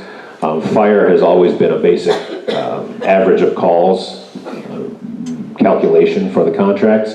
Ambulance, there are other considerations. Not every call is the same. A slip and fall at the SureSave does not cost the same to the village as a cardiac arrest on the far end of Hector. So we have to start looking at, is there a more equitable way to spread that out as that budget line approaches $1 million, which it will. One quick question on the ambulance. You said one of the ambulances needs to be replaced. Which one is how old is the oldest one, and is that the one that we're replacing? What's wrong with it that it has to be replaced? So to be clear, when I said it needs to be replaced, I'm not talking about in the way that like when I replace my personal car, it's because the tires are falling off and it won't go down the road anymore. These are budget considerations. So we have basically a plan to buy a new ambulance at regular intervals. So based on that plan, we need to replace an ambulance. They are still fully operational in service. It's a question of cost efficiency. So if we can replace them. Is it every 5 years, is it 15 years? To be honest with you, I'd have to look at the numbers and how we do the budget. And as far as the years of the ambulances that we have now, I'd have to look for that too. But the underlying fact is that the ambulances are fully functional. There is no problem. You need not worry at all that the ambulances will have some problem. It's just a question of efficiency for our budgets and how we manage that. Be happy to take more ambulance questions at the end, but in the interest of time, I'll hand it off to Deb Watkins on DPW. Thanks, Roden. Okay, anybody who's been here in the last 4 or 5 years has seen me take up 90% of this meeting. So it's my turn to do 5% of this meeting. I'm starting with the Department of Public Works, which we have ignored for years, just as an afterthought to the water and sewer projects that were going on. So I just wanted to briefly talk about what it is that the Department of Public Works does. And I think everybody experiences the pluses of having them around, but obviously there's snow removal. We have 2 miles for 1 pass around the village. Whether it's salt, whether it's the 1 pass through to take it, and it's never 1 pass. Have you seen our snowstorms? And then a 1/4 mile of sidewalk now we're responsible for. We have a new sidewalk machine for those particular sidewalks, and they're out there cleaning it all the time. Let's add leaf pickup. We all had that problem this year. The leaves came down late, but leaf pickup is scheduled between Columbus Day and Thanksgiving, and is weather dependent. As you saw, all of our leaves came down at the end of this time period in 1 storm, and they all got wet, and all got iced, and all got snowed, so it was next to impossible to pick them up. Add to that our leaf pickup device is 50 years old. We're going to have to look at replacing it if this is a service that we continue to provide. So just to keep that in mind, mulch and compost is done all the way through spring and fall. It's for sale and can be delivered. You can do that on the website. You can actually, in 3 weeks, pay for it with Municipay. Okay. Well, Department of Public Works also does paving. We're planning on this spring, because we didn't get it done because of the early entrance. The bad weather last summer and fall led our paving companies not to be able to get to us last fall. So we're first in spring this year, and Cemetery Lake, Dorsey Hill, and Wig will be addressed in the spring. There will be another mile of road done in fall, hopefully, if the weather cooperates. We have not determined, we haven't determined what roads those are at this point. So, beyond this, around the public works, our DPW does many things that you may not be aware of. I mean, grassroots, Winterfest, farmers market, and then any special events. If you're going to close down your street for a block party, they're always involved in things all the way through the village. So that really is the public works part of DPW. But they also are water and sewer. So let's go on to water. So just, you see the DPW suffering through water main breaks, especially in this kind of weather. So in 2018, we had 8 water main breaks. We had 1 just in 2019. So hopefully that it isn't, 2018 was a normal year, and probably something we will see for 2019. Not much changes with that. We did complete the secondary source for the water, thank goodness. I'm extremely pleased to have that finished. What's on target for water this year is the refurbishment of the Route 89 pump station. We did a minor flush early while we were in progress with the putting in the Taganic pumps, but with only one source at the time, we couldn't really clean it out. So this spring, you will see the 89 pumps go down, be completely refurbished, and all of our water at that point will be coming from Taganic. When it's done, we'll be back on a full circulatory share of all the pumps. Okay, sewer. Our wastewater treatment plant is completed. It was $100,000 under budget. Yeah. Okay. Yeah. Okay. We continue to do investigation around I&I. And I&I is influent and infiltration. That's in the distribution pipes that exist for the sewer. This is where stormwater becomes part of the issue and part of the discussion. Stormwater is seeping into, or we believe it's stormwater, is seeping into our sewer distribution system. So we need to find where that's happening and stop it. People, we are afraid that some pumps are being pumped into the sewer distribution system. They are not supposed to be. If you know your sump pump's doing that, we will be doing investigations around this. So our process now is that we will be televising our pipes throughout the community. It's an expensive process, but it's the only way to figure out where that water is coming from. There's all kinds of inherent knowledge, like there used to be a cistern over here. This is where your house had water running under it for years, but nothing is truly documented And what we need to do is find that out. So what we did this year is we started a stormwater just to get a baseline. We had a stormwater project started just to get a baseline of what we do know. Sorry, I'm terrible with the mic.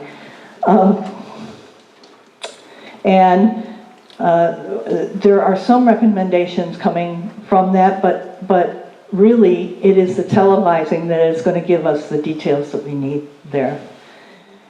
And I always have something about saving money. This is around water and sewer.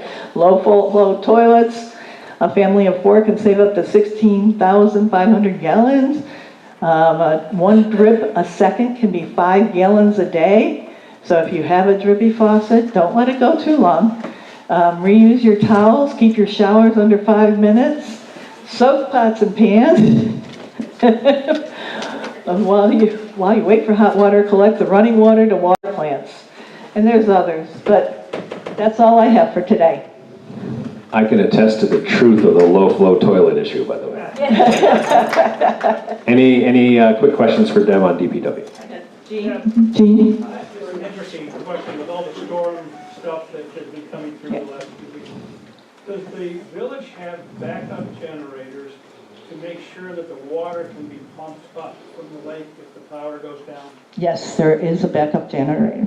That was part of, that's why we became even on our water project, is we had a little money left over and we said we need a generator, and that's what we spent the money on. So there is a generator now. Terry? Regarding the stormwater, this could be just hearsay what I heard from at the last village board meeting, but I understand the investigation of it, but I believe somebody had mentioned something going door to door, which you can't go door to door going into people's homes to look at sub pumps. That is illegal. You can't just walk on people's properties. So I just wanted to see if this is just something that we're hearing, or if this is what you thought was going to happen. I have no idea. There's no discussion of investigating sump pumps. Jim wanted to say something. There's no talk of investigating sump pumps. The conversation was, how would we, because there isn't a way, how would we find out? Right. That's just kind of one of those silly things like I'm pretty sure.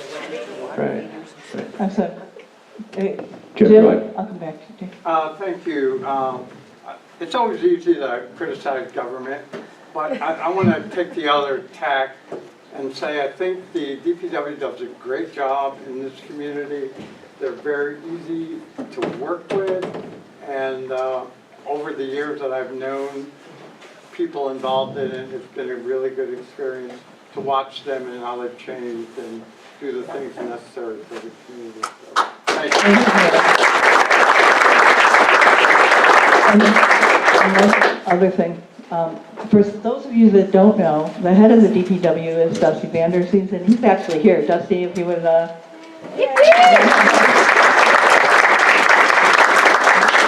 you may not know, but they always acknowledge DPW at these meetings, and this is the first one you've been at, so there you go. Dave, you had a... How much I&I is there, like on an absolute gallons or percentage basis? I have that information somewhere, but I don't have it here. It's enough that you're concerned. Oh, it absolutely is. It's every time there's a storm, we see the flow go up. It's visible in all of our meters. When do you think we'll come into compliance with the DEC and EPA? Because I know we haven't passed any of those and we haven't had our certification. Yes. Well, We have. I think we're going to get close to that. Yeah, we're in full compliance with DEC. Their permit, so just the, numbers we have passed. Numbers get really dry very quickly, and if I put every number up on this PowerPoint slide that we could have gone over, then EMS would be in here taking care of us. Just kind of round numbers, the retrofitted sewer plant can handle hydraulically, which means the amount of water that it can process on a daily basis is 1 million gallons per day. The DEC permits us to process 250,000 gallons a day. We actually process on average about 185,000 gallons a day. So there's room within that permit in the DEC's mind. Now the problem with I&I is when there's a storm event, we see that average number spike from about 180,000 gallons a day to well over the 250 within minutes. So we know it's not just some pumps, it's not eaves draining into a storm sewer somewhere. There's something happening underground which overwhelms the sewer plant. Prior to the sewer plant retrofit, if we had a really heavy rain, we could spike to that 1 million gallon number, at least on a daily volume average run, and it could overwhelm the plant and we would have stuff running outside the plant. That's been fixed with the retrofit. So now when we have high rain events as we did in 2018, the plant is actually handling the excess inflow, but it's above what the DEC says we're supposed to have. So the next step is to go to DEC and say, we're trying to mitigate this. A, do you have recommendations? B, is it possible to increase what's known as the speedies permit? How much are we supposed to process on a daily basis? Up to say 400 or 500,000 gallons a day, because the plant can handle 1 million. And then that would alleviate these red flag spikes above our permitted level. And we just have to wait and see whether DEC wants to be accommodative or not, because sewer plants and wastewater treatment plants everywhere are dealing with this, where they have any type of inflow and infiltration. I got a little bit confused about this on the snow slide. How many miles of village road do we actually have in general? A mile? There's only 1 mile of village roads? No. We have 11 miles of 11, sorry. Thank you. It's 11? Yeah. Okay, and I know that's probably something I could have memorized, and now I will. 11 miles, okay, because that's, yeah, okay, thanks. Thank you. Anybody else? All right, we are a little bit behind, so I'd like to shorten our break to about 10 minutes, unless everyone wants to skip the break. We need you to eat. Please help yourselves. Let's take a 5-minute break to grab a donut or a bagel, please.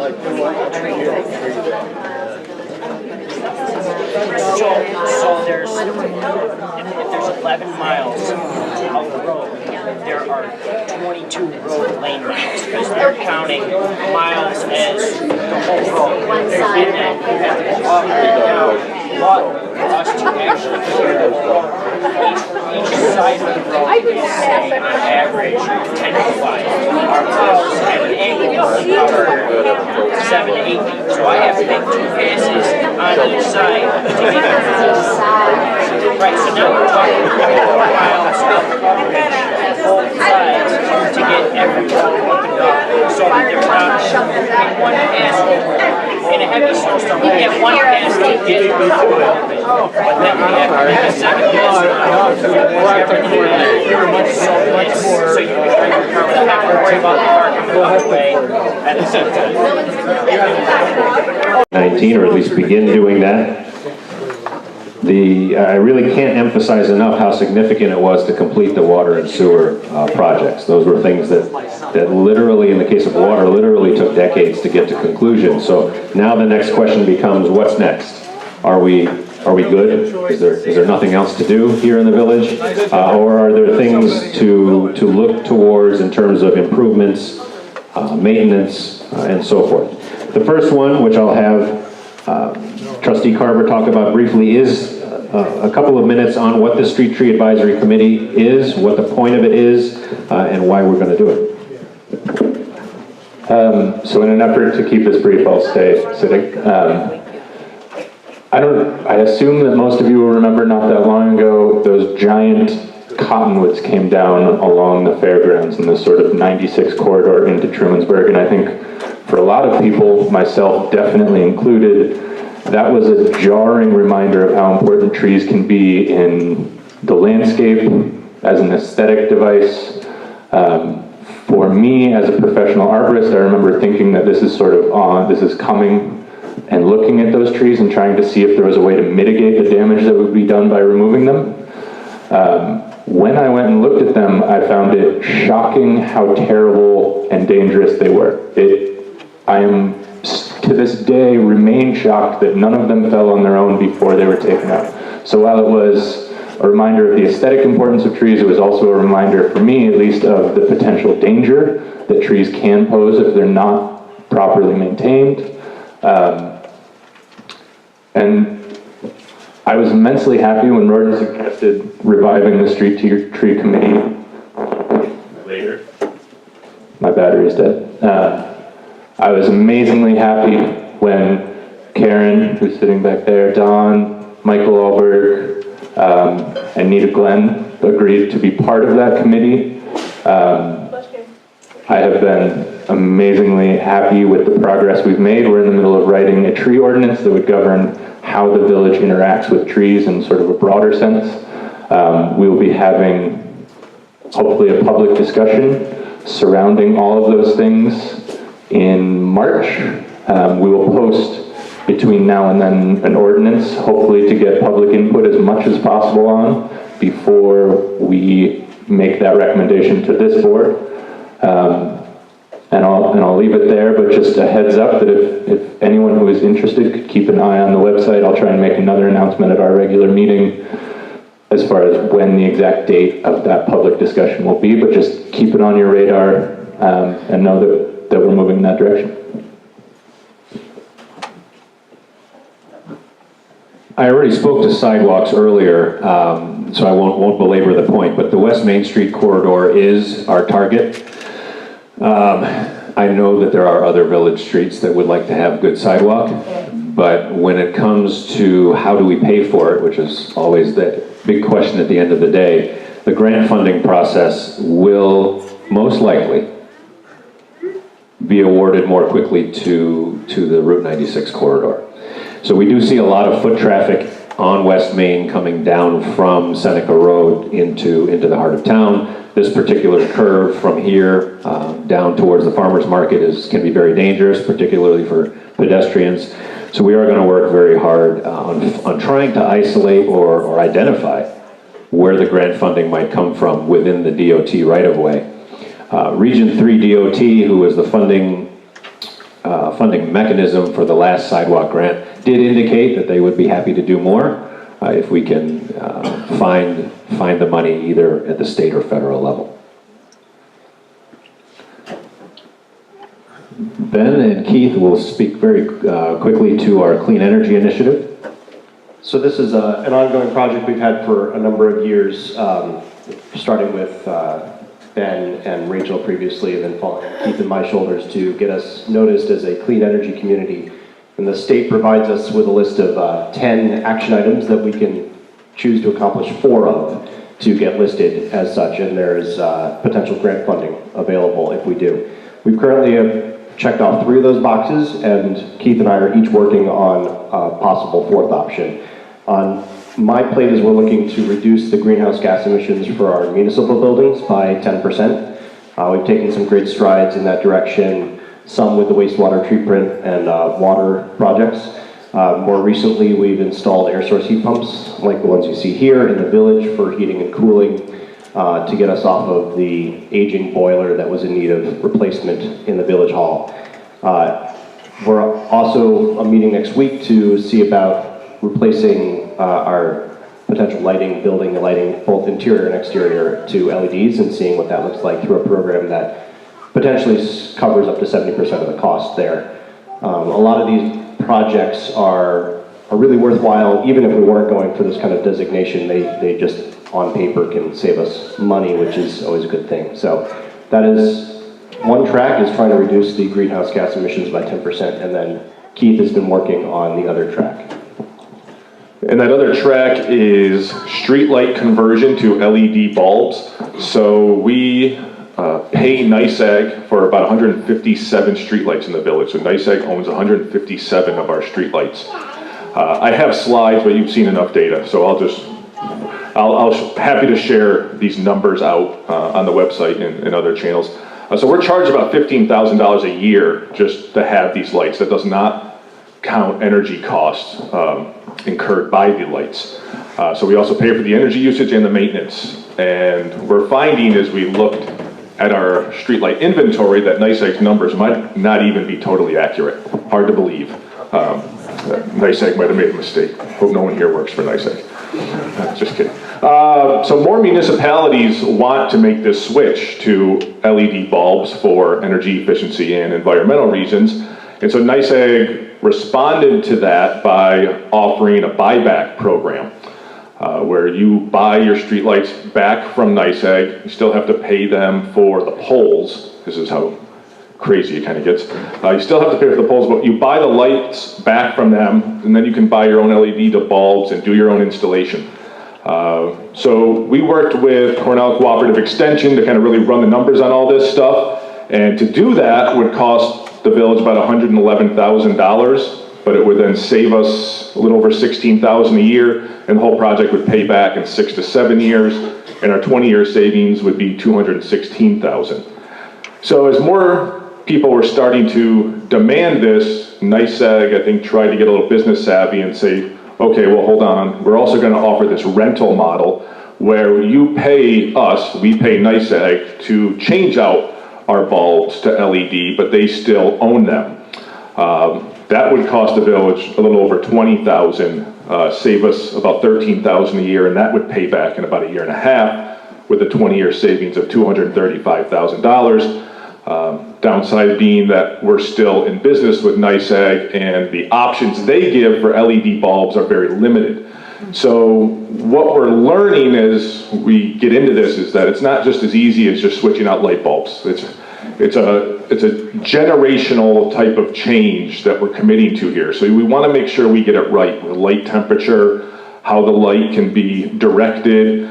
We've heard from a lot of residents that currently they feel street lights really just blow up their house and come through the windows and create a lot of light pollution. So there's an opportunity, if we are very thoughtful about this, to invest in the right kind of light bulbs that would kind of hopefully eliminate that. So a third option presented itself through TCOG, which is the Tompkins County Council of Governments, which I represent Trumansburg on. And a member from the New York Power Authority, also known as NYPA, came and said, you know, we want to offer you kind of a turnkey solution to LED conversion. And so if enough municipalities in the county sign on to do this, then it becomes a lot cheaper for everybody.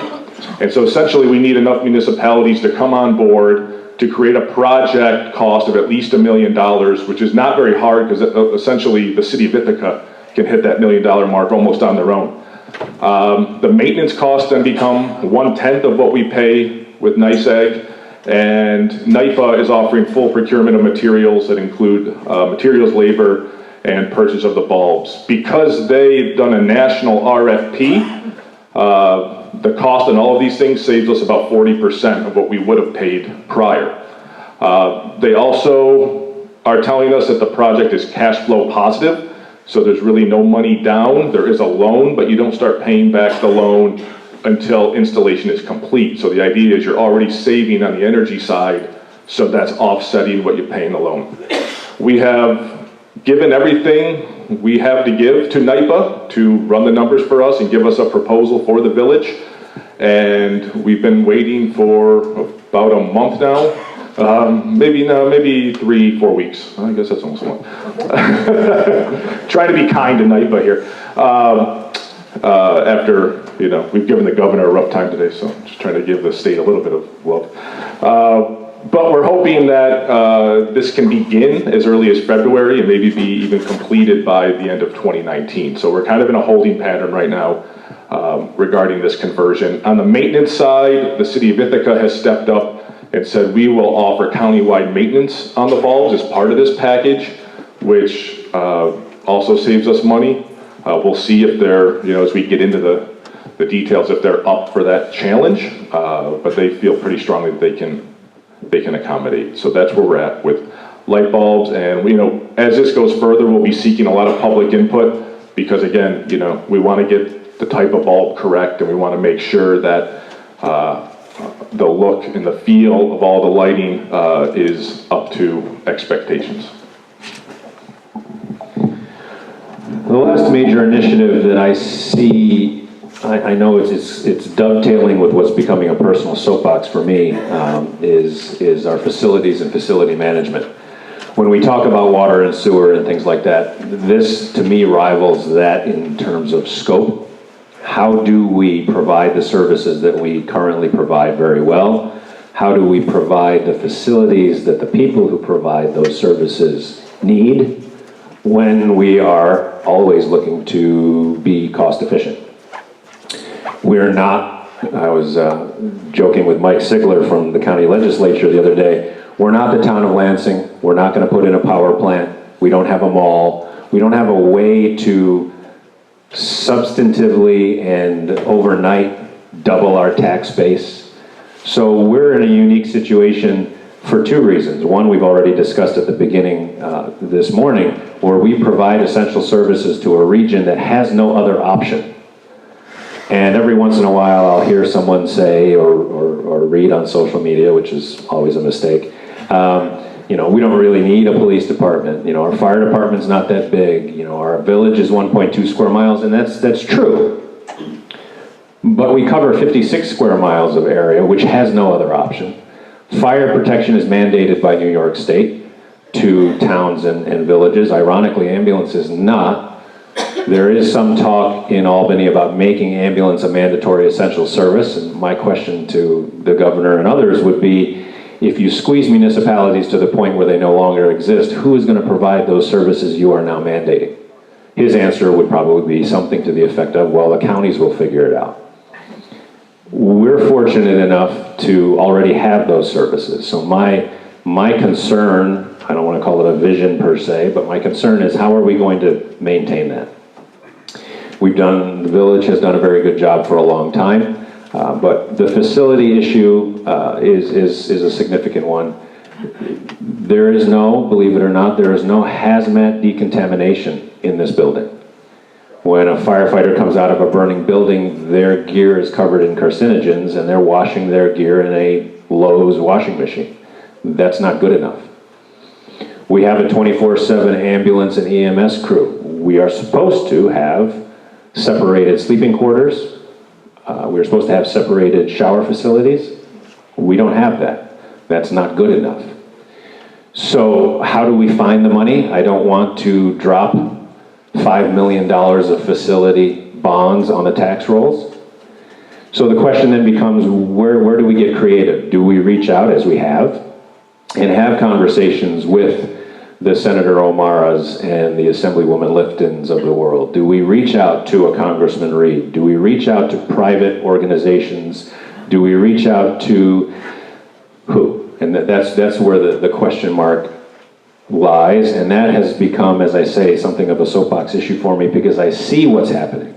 I see what's happening in Albany. I see what they're trying to do across the state, and who will always get left behind when Albany says you don't need your local government? It's going to be the rest of us, and it's going to be the services that we need and rely on every day that do go away. In Watkins Glen, in the fall of 2017, so a little over a year ago now, there was some type of a cardiac event. I don't know the details, if it was a heart attack or what, of a Cargill employee at Cargill in the afternoon, in the middle of the day, in the middle of the week, and they waited 45 minutes for an ambulance. They didn't tone us for whatever reason. They eventually got an ambulance to come out of West Elmira, I believe. I don't want to see the village, even though we are a small, rural, upstate New York village, I don't want to see the village ever get to a point where a resident is waiting 45 minutes to get an ambulance when they have a heart attack. So those are the kinds of things, and you might ask, well, what do facilities have to do with that specifically? It speaks to what Trustee Carver said earlier. When we're looking to recruit good people to fill those shifts, pay is one part of it. But it's everything else that comes with the pay that can affect, do they work here or do they work at Bangs? I don't necessarily want to get into a wage competition with Bangs, but they're short-staffed as well. So we're all kind of in the same boat. And I think that the facilities management piece is something that this board and this community is going to have to take on head-on, like we did with the water project. And I'll climb off my soapbox now and move to an open Q&A session. I have it in mind to have this be something of a town hall style session. We do have a microphone if you want it, but I can hear you pretty well, and I'll repeat the question if you don't want the microphone. We will start basically first come, first serve. I'll try to get to everybody before we repeat questions, and whoever would like to go first can go. Hi, honey. There were two in the back first. John, go ahead. I'd just like to try to keep this brief, but I'd like to do a little add-on to Ben's discussion about a street tree advisory committee. Peggy Hayne, this past summer, applied for grant money through, I think it was through the Chamber of Commerce, for plantings along the fairgrounds. And come Arbor Day this spring, there will be a planting of about 25 smaller trees. It isn't a replacement for the poplars that came down, but it's sort of a beautification effort along the fence line. And if you are interested in participating, it'll be around Arbor Day. We're going to do it mostly with volunteers, and Karen Powers is here to take your name. And if I may make a plug, for the Taking Care of T-Bird people have been a real asset to this community.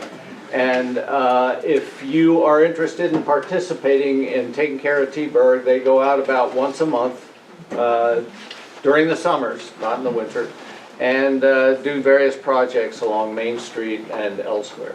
Thank you. Thank you, Karen.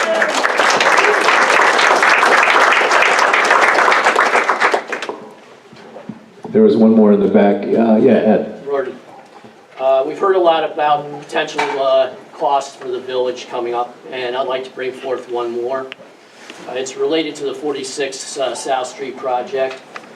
We've already known that one of the hires for the police chief, one of our permanent hires, was related to the additional population that we expect for increase related to the 46 South Street project. And looking at those costs, both salary and benefits, and when we add additional costs for EMS to provide the services, equipment, depreciation, gas associated with providing services, when we look at the same thing for fire and also for DPW to clear those streets and salt those streets, I see it as a deficit at this point between tax revenue created by the project and service costs of that project. Roughly, I've come up with a estimate, it is a rough estimate, of about $65 to $160, depending on your assessed value here within the village. That's a best case scenario. Worst case is, and I've heard from several realtors, that they don't expect Claudia Brenner to have a very easy time of selling private property next to a 46-unit property. And the model that was used assumed that those sales would be completed and that there would be tax revenue as well as sewer and water, which was a big portion of the revenue suggested in the model for this project. Under that worst case scenario, I see additional annual tax revenue required from this village of $115 to $280, depending on your property tax assessment. That's an annual tax assessment. So I want to ask the board, are you willing to ask our wealthy developer, INHS, for a supplemental annual payment to Village of Trumansburg in order to cover that shortfall? Could you repeat the first part you said about police? I missed it. I didn't hear. There's additional costs to adding that one permanent police officer, both in salary, some salary and benefits. And that was associated with the expected increase in population, is my understanding. And I've made an assessment of that in addition to additional costs of providing services. Okay. Just to correct the record, the move to two full-time officers by the police department had nothing to do with any anticipated growth of population. It was a decision made based on staffing, and as Chief Nelson pointed out, the benefits of having full-time officers in the village for community purposes and consistency. That is why we moved to that model. As far as questions for the board about what this board may or may not request of a project that may or may not occur, I think that the fair answer is that anything's on the table. I mean, this board has the ability to make requests. There is nothing in front of this board to consider at this time, and so it would be premature to say, yes, we will, or yes, or no, we won't, until there's something to make that request of. I don't know if any of the other board members want to comment on that.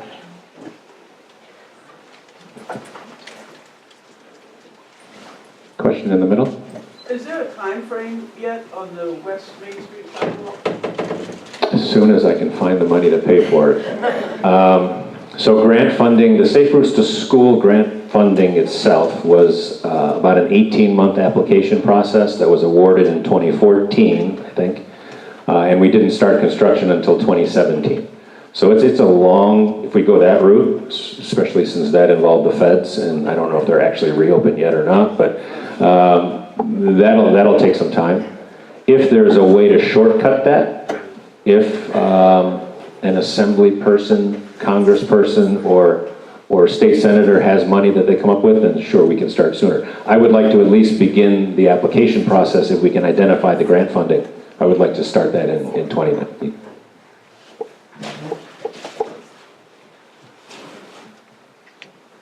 Another budget question.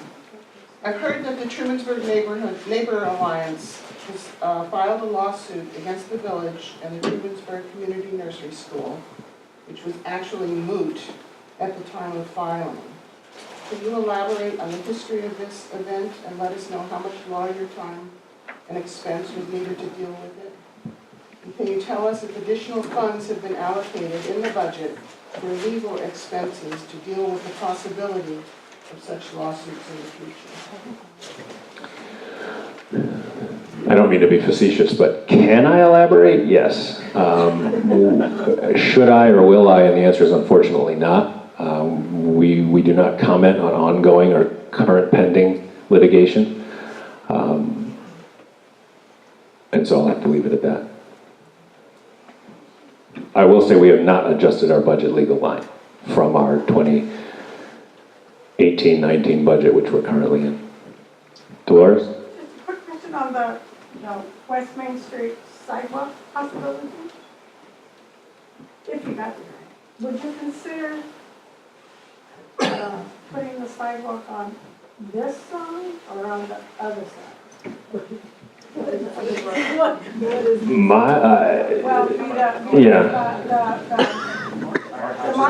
market Farmers market side? Farmers market side versus the other side. I mean, it seems to me, farmers market side, but I don't know what you're thinking about. Yeah. Me personally, I think the farmers market side makes sense, but the DOT would decide. They basically were the final deciding factor in whether the sidewalk going to the SureSave ended up on the fairground side or the Smith Woods side. They take into consideration the preference of the municipality, but because it's in their right-of-way, they have the final say if that is where the funding comes from. Continuing the same thing, standing in the bit, I may be the only person who remembers, but when the Trumansburg estates went in, there was a budget line for a sidewalk that would have run from there down the sewer right away and to Main Street. Don't know what happened to that money, but the sidewalk never got built. And if that could be revived in this project, that would be probably a very good thing. Yeah, part of that, and I do remember that down, part of the agreement then, which is kind of how they wiggled out of doing it at the time, was that they wanted to run it to existing sidewalk. So once we have sidewalk there, then I believe we will be able to go back and pull on their cape a little bit and say, hey, now's the time. But they didn't want to build the sidewalk to nowhere. I just wanted to piggyback off the legal issue quickly. As far as concerns about lawsuits coming, there will be more coming down the pipeline, I'm sure. But the point is, If we're looking at line items for budgetary legal expenses, a majority of that has been spent on every meeting with INHS, which we probably should be billing INHS for all of our legal fees that he's had to deal with this whole project.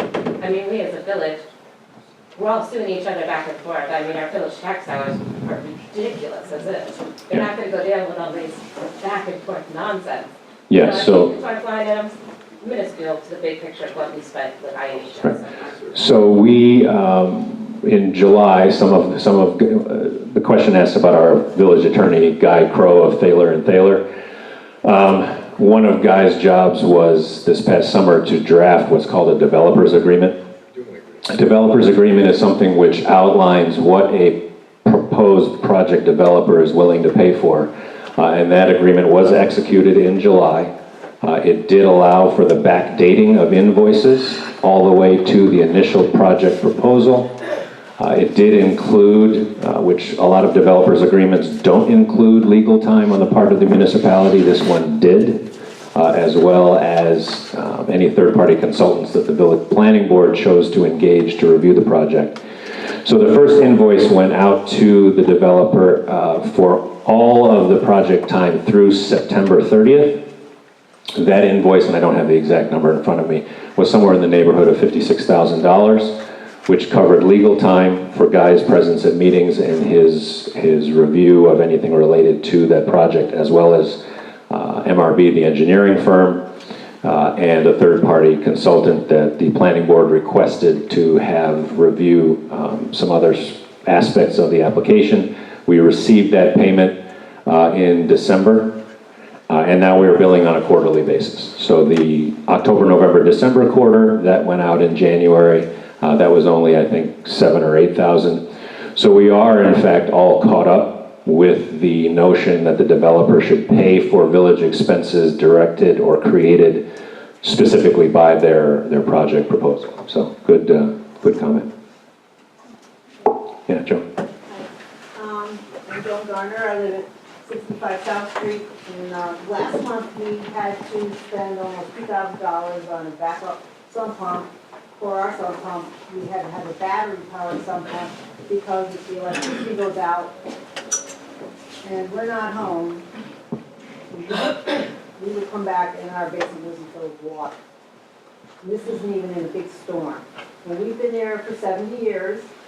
And we've had the sump pump all along, and things have always been okay. But in the last 5 years with climate change, it's much, much better.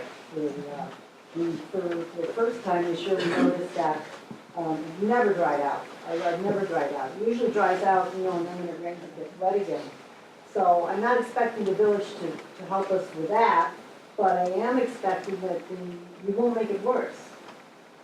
That I think you have an obligation to look at this development, which is actually in a giant sponge, which protects all of the people in our neighborhood, and you're going to disturb all of it.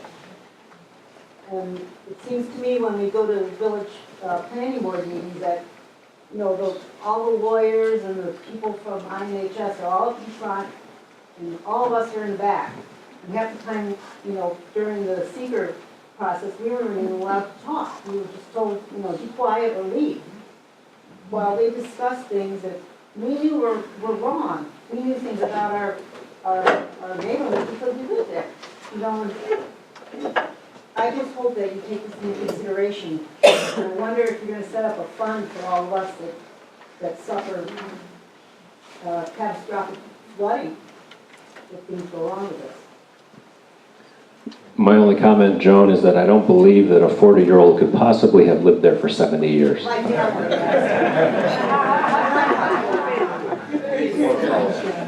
Piggybacking off of that, the sidewalk that was built on South Street replaced a drainage ditch.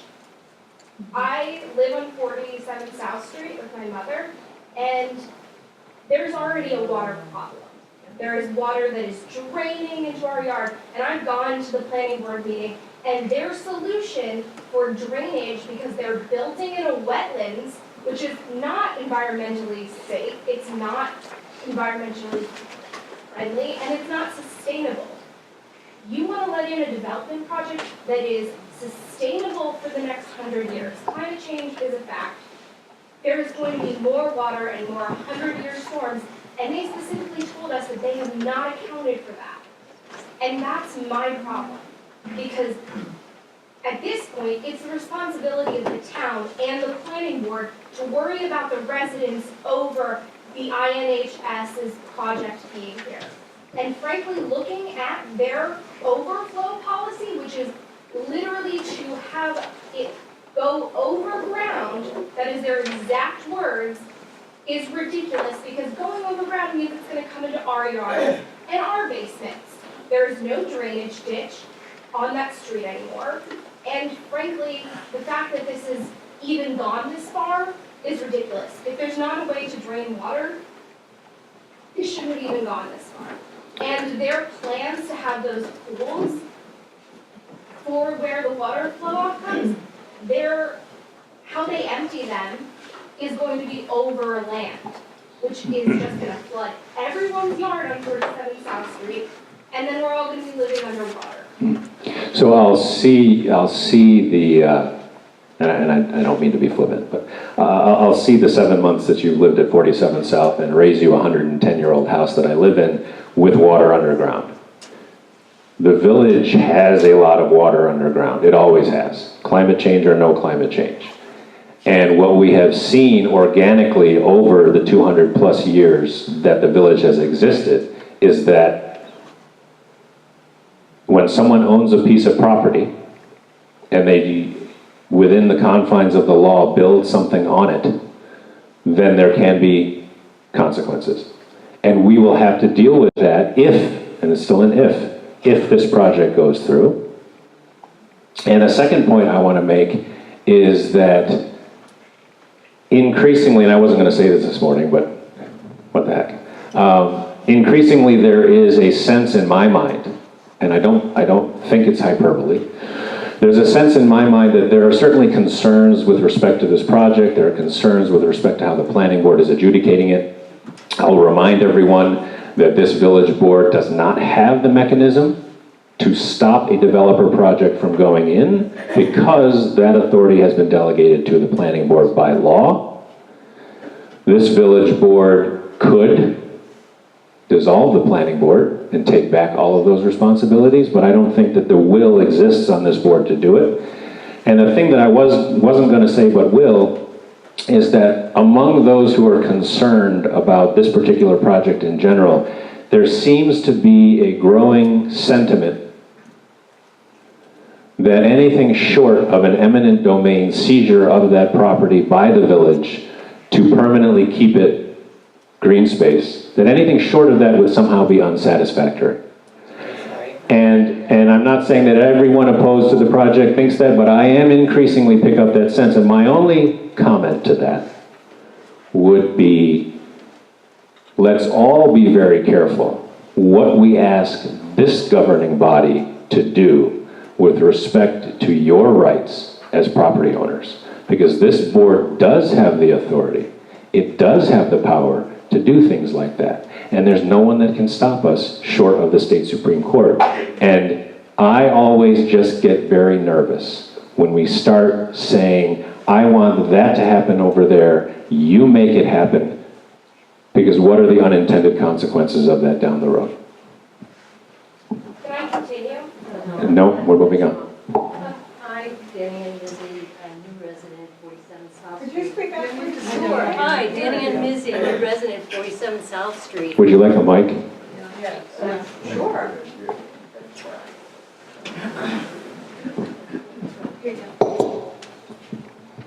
So I want to say I am very excited and in support of affordable housing. And I believe that all development needs to be a balance, that it needs to be sustainable, responsible. And so, like, let's talk about water. So there's a lot of water, it's got to go somewhere. And so part of that is coming up with a sustainable, responsible mitigation plan. And so what you have is a tension between impervious surface and runoff. and catchment, so these are ponds, they're gonna hold water. And so if we have storms every couple of weeks that provide more water than those catchments can hold, then the current plan for mitigation is that it goes over the land, and where does it end up? It's gonna end up in Lake Cayuga. And we all know what's happening with the runoff in the lake as far as the impact on the environment. So the responsible, sustainable thing to do is to go back to the developers and say, hey, we'd like a better stormwater mitigation plan. So it's a creative tension there to come up with a good solution. So that's one thing, but what I wanted to talk about today and ask for is open, transparent dialogue between the planning board and the current residents, because I want to see as much love for the current residents as for our future residents who are going to enjoy this affordable housing. And so just personally, since I got involved, we asked for some questions to be answered, and the questions were, let me just put this down so I can pull out what my sheet of questions were. It had to do with when are we going to have an open meeting that's going to answer questions about the development plan. Sorry, I got a lot of different papers. Have you submitted those questions to the planning board? Yeah, so they were submitted on December 30th. And the only reason I ask is, Can I just finish on 12? the only reason I ask is because we will not be able to answer questions submitted to the planning board. Oh, I totally get that. What I'm trying to understand, let me give you an example from my work. So if someone who works for me gets a request for information, I'm still trying to find the questions out there. Can we circle back to you? I got it. Sorry. Okay. So if someone at my work is asked for information and they don't answer questions for 2 years, if someone at my work was asked for answers to questions over a 2-year period and they didn't answer, then there would be accountability of why aren't you answering?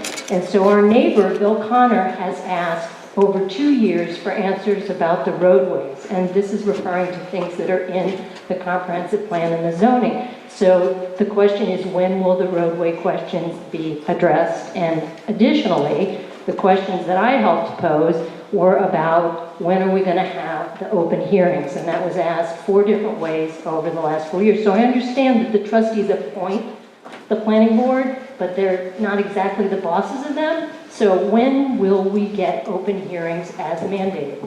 So New York state law requires a village board to appoint planning board members. At that point, oversight stops. There is no oversight of a planning board or a zoning board of appeals by the Board of Trustees. There is a process to remove planning board members and ZBA members for cause, but that effectively has to be the commission of a crime of some kind. But in terms of any oversight, there is none. That is New York state law. So in terms of your questions, that's a good question for the planning board. When will we get these questions answered? If you're asking me for answers to planning board questions, you're putting me in the position of answering questions that I am not supposed to by law, because there's an open application before that quasi-judicial body. So it's one of those catch-22s, what someone referred to as a self-created paradox, where I have answers to all those questions, but I can't answer them because I'm not the planning board chair. I will comment on the public hearings. The board, whichever one it is, if it's the village board passing a local law, if it's a ZBA with respect to a variance application, if it's a planning board with respect to site plan or seeker, they set the time, and this is dictated by state law as well, they set the time of the public hearing within 5 days? 5 or 7 days, depending on the type of action that is being taken. And they have to announce the date, and they get to choose that date. You can't set a date out in advance and say, we're going to have the public hearing on this in July the 7th, 2020. You have to finish a particular process and then say, okay, in order to move to the next step, we have to have a public hearing, and then you set the date, and then you notice it, and that all has to be done in accordance with general municipal law. Got to move on. I'm just going to jump in here quickly. So just to re-emphasize this point, this is an application that is not before our board. For our board to take any action at all with regard to this application would be inappropriate and potentially illegal. That said, I think all of us, and certainly myself, would be happy to interact personally. If you have questions, you can speak with us. We are not you know, we're still citizens and residents as well as trustees. So while this board can't take action, Rorton can't take action as mayor, I can't take an action as trustee, we are residents, we're happy to talk about it. Other than that, all official action on this proposal has to go through the planning board. I believe we have important questions that we should answer. We can't answer 46 South Street development questions. My husband was on the planning board, and I think he was the chairman for 15 to 20 years. I know he went for a lot of classes, especially on seeker studies. How much training has the planning board had? Have they sent people to discussions with the state? New York state law requires 4 hours of training per year in order to sit on a planning board or a ZBA. All of our current planning board members are compliant with that. We not to get off onto a tangent, but we had an issue, you may remember, a few years ago with the former planning board not being able to keep up with their training hours, but that has been resolved. Well, seeker is quite another thing, and for anybody to understand it. Which is fortunate for us, for those who are interested, that our attorney, Guy Crow, is considered one of the preeminent land use attorneys in the state. We're fortunate to have him for less than we would expect to pay a preeminent land use attorney. And so the reason we have attorneys for guidance is so that if we had to staff a planning board in a village of roughly 1,300 adults with 5 people who are seeker experts, you wouldn't have a planning board. And so that's why we rely heavily on our attorney. Excuse me, Camille Toronto, I know you rely heavily on the attorney, which is fine. Everybody does, I go to my attorney as well. But if you have training, which they never had for seeker, I wasn't going to say anything, but I am now. If you have training for seeker, you would have understood the process before you went to a planning board meeting. I read all their seeker training. I then read the application from the applicant. I then read all the comments. I spent hours going over everything, and I'm not on the planning board. So I had a better understanding, and I understand what you're saying. When you're doing seeker, and that is now passed, we're now at the site planning. The site planning, everybody in the community should be able to get up and say, you know what, this is not, your project is going through, but this is how we want it for our community to be part of our community. If you have a community within a community, they're going to be separate. We want it a certain way, not because we don't want this affordable housing. I've been for affordable housing. Matter of fact, I have, as I told you at one of our meetings, I lived down the block from affordable housing when I was in Oyster Bay. So and my son's best friends, all right? You want to do one of those best friends things? But those were the kids who helped him when he was in middle school. They were his friends in elementary. They came to my house. He went to their house. They helped him with his disability in middle school. So that wasn't the issue. You seem to think that, I seem to be the voice of TBNA because I'm the mailbox for TBNA, but it's not really not having coverage, but having a say in how it's going to be formed. And I know you don't, as a board, you do choose the planning board members. You do make the laws. That's something separate. But this is what our group is really talking about. I know you think it's something else than what you were just saying. It's not. And doing secret training is very difficult. I mean, it took hours. I read 700 pages from INHS, and I read the seeker handbook. So I had a better understanding, and I was ready to go to the next seeker. I thought we would go on to that. We didn't. So now we're on the site training plan.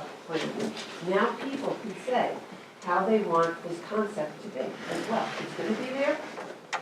Your community, if you're worried that your drainage, and we don't have a full drainage plan for this village yet, is going to be affected, then you should be able to get up and say something about that. And do come to the meetings. I'm going to do a plan on it. Do come to the planning board meeting. Thanks, Did I say enough? Sorry. Gene. Back to sidewalks. Which always raises an issue of money. Some years ago, The budget included some money in for homeowners to be able to replace their sidewalks, the cost sharing kind of thing. And I just about had to pay the cost for this total sidewalk on one section. I had about a $4,000 or $5,000 estimate to do another section. But is there a possibility that that program might be reinstated into the budget to do some cost sharing on residential properties? Possibility is a broad word, Gene. We removed it at the time because we wanted to put contingency money away for the sidewalk projects in case the village had to pick up some of it, expecting that, like most things, it would go over budget. And so that's why we removed it. I think this board is open to considering that, depending on where our search for money for West Main goes. I'm not opposed at all to any type of cost share or volunteer build effort for some of the village streets where they need sidewalk, but we just have to look at it, which we're starting budget season, the first week of February. We have to look at it and see, how much can we allocate? What does that really mean? If we set aside $10,000, how much sidewalk does that really equate to? And work out a mechanism for that. And then does the village take the initiative to identify areas and go and approach the property owner and say, do you want to help with this? Or do we wait for the property owner to approach us? I'd be certainly interested in your input, but those are the kinds of questions we would have to wrestle with in deciding whether or not to put that funding back in. I think in the previous period of time, it was the homeowner that came to the board and requested they would present the project, and usually there were small amounts of money would be allocated to the individual. Yeah, no, that's true, and I think the question then becomes, do we wait for the property owner to approach us? Do we start to look for areas that need sidewalk, either new or repair? And either what if the property owner says no, but we identify that it's really needed because of foot traffic to school, that kind of thing. So if I could just jump in here quickly, that also relates to the broader discussion about trees. So we have similar proposals or similar things have been done historically for village street trees. So there's been programs where the village would pay for partial costs for replacement of trees and that kind of thing.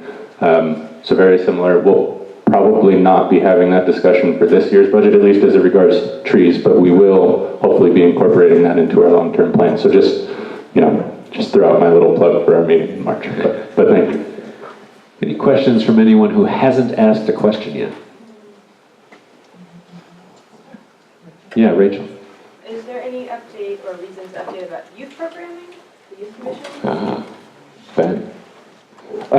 So thank you for asking. When I was preparing what I would write, there's like this whole big chunk that I left off. So this is a lot of information that I will try and make brief.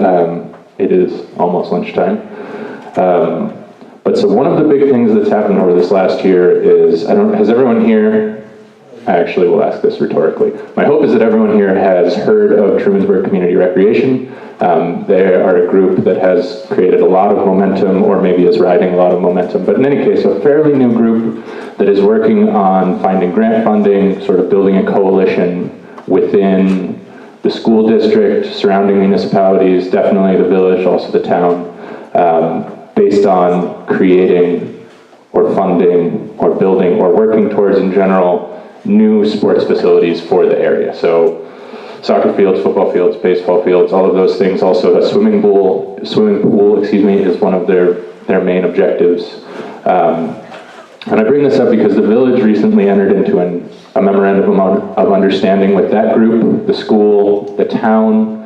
We are in the middle of reaching out to surrounding municipalities, hoping to build a coalition that is so big and so overwhelming in its diversity, complexity, and general importance that the state can no longer refuse our attempts at, grant applications. So that is moving forward on just the village level exclusively, although sort of a little bit related to that. We've also begun talking between us and the town. The town and village jointly operate the Youth Commission, which runs program managers in the high school and middle school, and a number of other smaller programs. It is also responsible for some of the funding of the village's summer rec program. So we've begun discussing ways that we could integrate or change our recreation offerings so that they more closely mirror those potential facilities or an expanded set of programs that we think the village needs, both as far as youth programming, adult recreation, you know, the whole thing. So that's a short answer for a long question. The Trumansburg Community Recreation Program, right? That's the name. But also let people know that that's a totally independent group. Right, so that is a not-for-profit. They are not a municipal organization at all. They are separate. They are a great resource, just to put in a sort of plug, not me as a trustee, but as sort of a resident. They are a great resource for community events and that kind of thing. So if anyone wants to go to their website, sign up for their newsletter, they send out a pretty great newsletter as far as events and things going on that are, you know, they're fun. They're interesting. It's worth signing up for. TCR, Trumansburg Community Rec, is kind of an example of what I meant when I say we as a small upstate New York municipality who's being squeezed ever harder by our would-be masters in Albany, need to find creative ways to do things like youth, like recreation, like a community center. And so I was not involved, and I certainly take no credit for the forming of TCR, but I was glad to see them come along, because here is a private not-for-profit that has access to funding streams and funding arms that a municipality or a government would not, and yet we can partner with them. So those are the kinds of things that I think we will have to identify, opportunities to do that more rather than less as time goes forward, not only for those things that are considered nice value-added services in a community, but increasingly also for things that are essential services in a community, like police, fire, and EMS. Jules. You're on the clock, Jules. Take your time. Take your time. Okay, 5 things. The first thing is I want to thank you and congratulate you, the board, for the great work that you're doing. It's difficult. I remember when Gene was on the board, I used to go to board meetings and Gene was on the board. And it's really a difficult thing. You're dealing with all these incredible issues, and they're local, but they're issues. Okay, having said that, I want to say to you that I am trying to get a person, a multi-millionaire, to buy the 20 acres on the Petrovic project. That's what I call it. It's Hamilton, Petrovic, it's Wentley, it's Snurbles, it's a whole project. But I've worked on 2 multi-millionaires to buy the land. Just come in and buy it, make a park, or, you know, have a bird watching area, and I'm a birder, as you know. One of the millionaires has said, no thank you. This is a former student of mine who's worth about 100 mil, and she's turned it down. But I'm working on the second multi-millionaire to see if I can get her to put up money to buy the piece of land back from Claudia at a profit. But 3 other things that I think I'm going to ask you in the future, but we're going to talk about the future. I think that's what the article said we're going to talk about things present, future. One thing is, I would like which the town has been unwilling to do or unable to do, and I've been to 2 town board meetings, as you know, is to work on the issue of cats. Cats in the village. Cats should be inside, just like dogs, they should be, you know, because cats are killing between 3 and 4 billion birds a year, and cats, okay, are destroying 150 species of birds in the United States. 1. Second is, I think the village should set up a kindness committee, a fundraising kindness committee, to help people who are poor or who are struggling with issues themselves in the village. They can't go to banks, they can't get money there, but they can do a wonderful thing if the village had that as part of the process. And thirdly, I really think it's important to focus on the fire company. I've been in the fire service now for 69 years this year in 5 different fire companies, very active in this fire company. And we now have $3 billion worth of fire engines right next door. They're really, really wonderful machines, and they're really expensive. We have a ladder truck, which I think is around $600,000 to $650,000. But I think it's important, listen carefully, it's important to have people responding to this fire station who live in the village. When I was in the village, very active in this fire company, there were 15 of us who could get to this fire station in 3 to 5 minutes. And what we're dealing with now is we're dealing with people who are coming from Jacksonville, where they're coming from Seneca County, to respond to fire calls here. So the village board, I think, not the fire department, because they have funky stuff going on in the fire department. I think the village board had to say, we need to recruit people who live in this immediate area in the village, because it's a village fire company. Is that enough? Is that short enough? That's pretty good, Jules. We're at the finish line, but I'm willing to stay a couple minutes longer if the other board members are, but I understand if people need to start trickling out. Ann, I see your hand up. Not a question, but I just wanted to thank the board, because I know you get very little pay, a lot of work, and so thank you for all the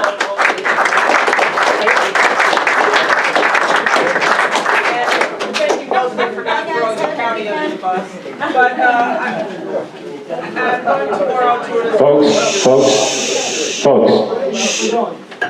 Tomorrow I'm headed to the New York Association of Counties and the seminar, and I'm always proud to say I'm from Tompkins County and that I live just outside the village now. But because all the great things you're able to do, because across the state, across the county and across the state, people are losing their EMSs, their fire departments, and they're having to go with contract services, which you'd be lucky to get, anything close by would be difficult if you were lucky. And for folks that don't know me, I'm Ann Corman, your county legislator, and also with the police department. Most villages or municipalities besides don't have a police department. And that's, I moved here in '84, and to have all these great services here, you're really lucky, so I applaud you to be doing everything that you can to keep them. So thank you. Thanks, Ann. Tom. Do you want a mic, Tom?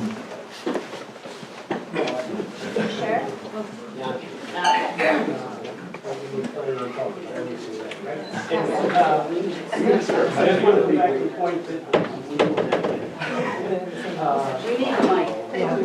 I'll repeat the question for him.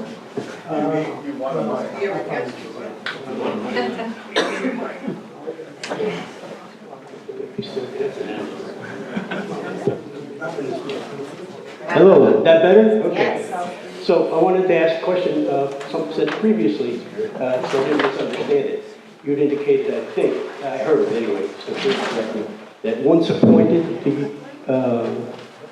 is it the state law that prohibits the village board from interacting, for lack of a better term, with the planning board? It's Village Law Article 7. Village law. Village law, well, I say village law. It's that section of New York state law which is defined as village law, as opposed to general municipal law, town law, county law, or city law. There's a section called village law, and that defines how villages are formed, how they're structured, and what their powers and authorities are. Article 7 of that section defines planning boards, how they're appointed, how they're created, how they're appointed, and then what their duties are. The village board has the authority to delegate to planning boards very little or a great deal of authority. This planning board, starting in 2002, when subdivision law was passed, and in 2006, when site plan review was passed, was delegated a tremendous amount of authority. So when you refer to interacting, am I allowed to have a cup of coffee with a planning board member? Of course. Am I, or anyone else on this board, allowed to tell a planning board member how they should proceed or make a decision or adjudicate an application that's before them? The answer is no. I'll look up that stuff, I just am not still sure whether it's state law or one of our village. State laws. It's New York state law, and it's that section which is called New York State Village Law. I'm on that Comprehensive Plan Zoning Revision Committee, and I want to say that on the positive side, that was I thought, a really good presentation. They emphasized community engagement, protecting assets in the community, and it was a real positive thing, but unfortunately, for me, to some degree, it seems like it's kind of opposite of what's happening in our current situation. If you go through the process of modifying or revising the comprehensive plan and the zoning laws, and then at the back end, don't follow those things, seems kind of a waste of time to some degree. So, last couple of points, if you will. The recent Free Press article where you indicate that you're welcoming more participation by less than, I agree with totally, and so CBR, EDR. But, and you've implemented a lot of new communication platforms, which is also commendable. It seems, though, that in my focus to you, I guess, that many of them are not many, but there are some that are one way only. And, you know, a couple of people have mentioned it already. There are some questions pending to the planning board that have gone on for unanswered for 2 years. I believe that's a problem. Now, you're saying you can't intercede, so I'm not sure what, if any, recourse we have, but it certainly doesn't welcome participation. The other thing I think is something we can solve pretty easily, and this room would be a way to do it. At recent meetings, planning board meetings particularly, they get pretty crowded. First couple of rows are always populated by the army of INHS advisors and whoever. We sit in the back rows, anybody who's participating. All the presentation is directed, as it should be, towards the planning board members, but I don't know why it couldn't be directed towards everybody. Some of us can't hear because some of us just can't hear, but some of us can't hear because as it is, you talk to who you're talking to, and everybody else is behind them. So I know we had some of those meetings in the elementary school auditorium, which probably is too big. But I'm not sure why we couldn't find a room in the school or even this room if it's available so that presentations could be presented so everybody can see them. If we're looking for new participants, I think people who go to those meetings for the first time, I'm accustomed to being ignored, but I never ignore you, Tom. I love you too. I think we can, if you have a person come in and has to sit in the back, can't see the presentation, can't hear the speaker, I think they'll feel marginalized and move on. Some of us aren't that smart. Anyway, thank you. Thanks, Tom. Anything else? All right, Ed, go for it. It's related to the building of the decontamination center, the separate showers, and so forth. I'm not a contractor, but I have friends who are contractors, and certainly I can build a luxury 3,000 square foot house for about $400,000. I'm wondering why we aren't considering adding an additional addition here, even if you're looking at commercial space at 1.5 times that, to build that separate facility and adding an addition onto this. And in addition to that, are we getting more than one bidder for this particular project? So the short answer is we have the engineering and the plans for an addition on this building that would meet the minimum requirements for the fire department, the EMS department, that is much higher than traditional commercial space. We have NFPA standards as well as other emergency response standards. Homeland Security has their own standards, believe it or not, for that type of construction. And we got 2 bids and they both came in around 1.5 million, and that's where we stopped. So if grant funding becomes available, to do that type of project, and that's really our only choice, then I wouldn't be opposed to it. It would address the need.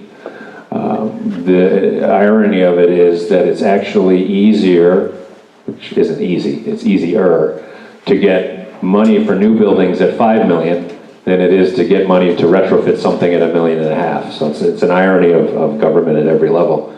So that's why we need to investigate. How are we going to do this? It's not good enough for me to say, we'll just leave it alone until stuff starts falling apart and then bond it out. I want to address the issues sooner rather than later. If it's a bigger price tag, then we have to figure out a way to pay for it that doesn't strap the taxpayer. And that is a long and involved process that involves levels of government all the way up to DC when they decide to work. And that's something that we need to take on head on starting now. With that, I will thank everybody for coming. We're only 10 minutes over. Thank you for coming and enjoy the rest of what looks like a beautiful sunshiny day.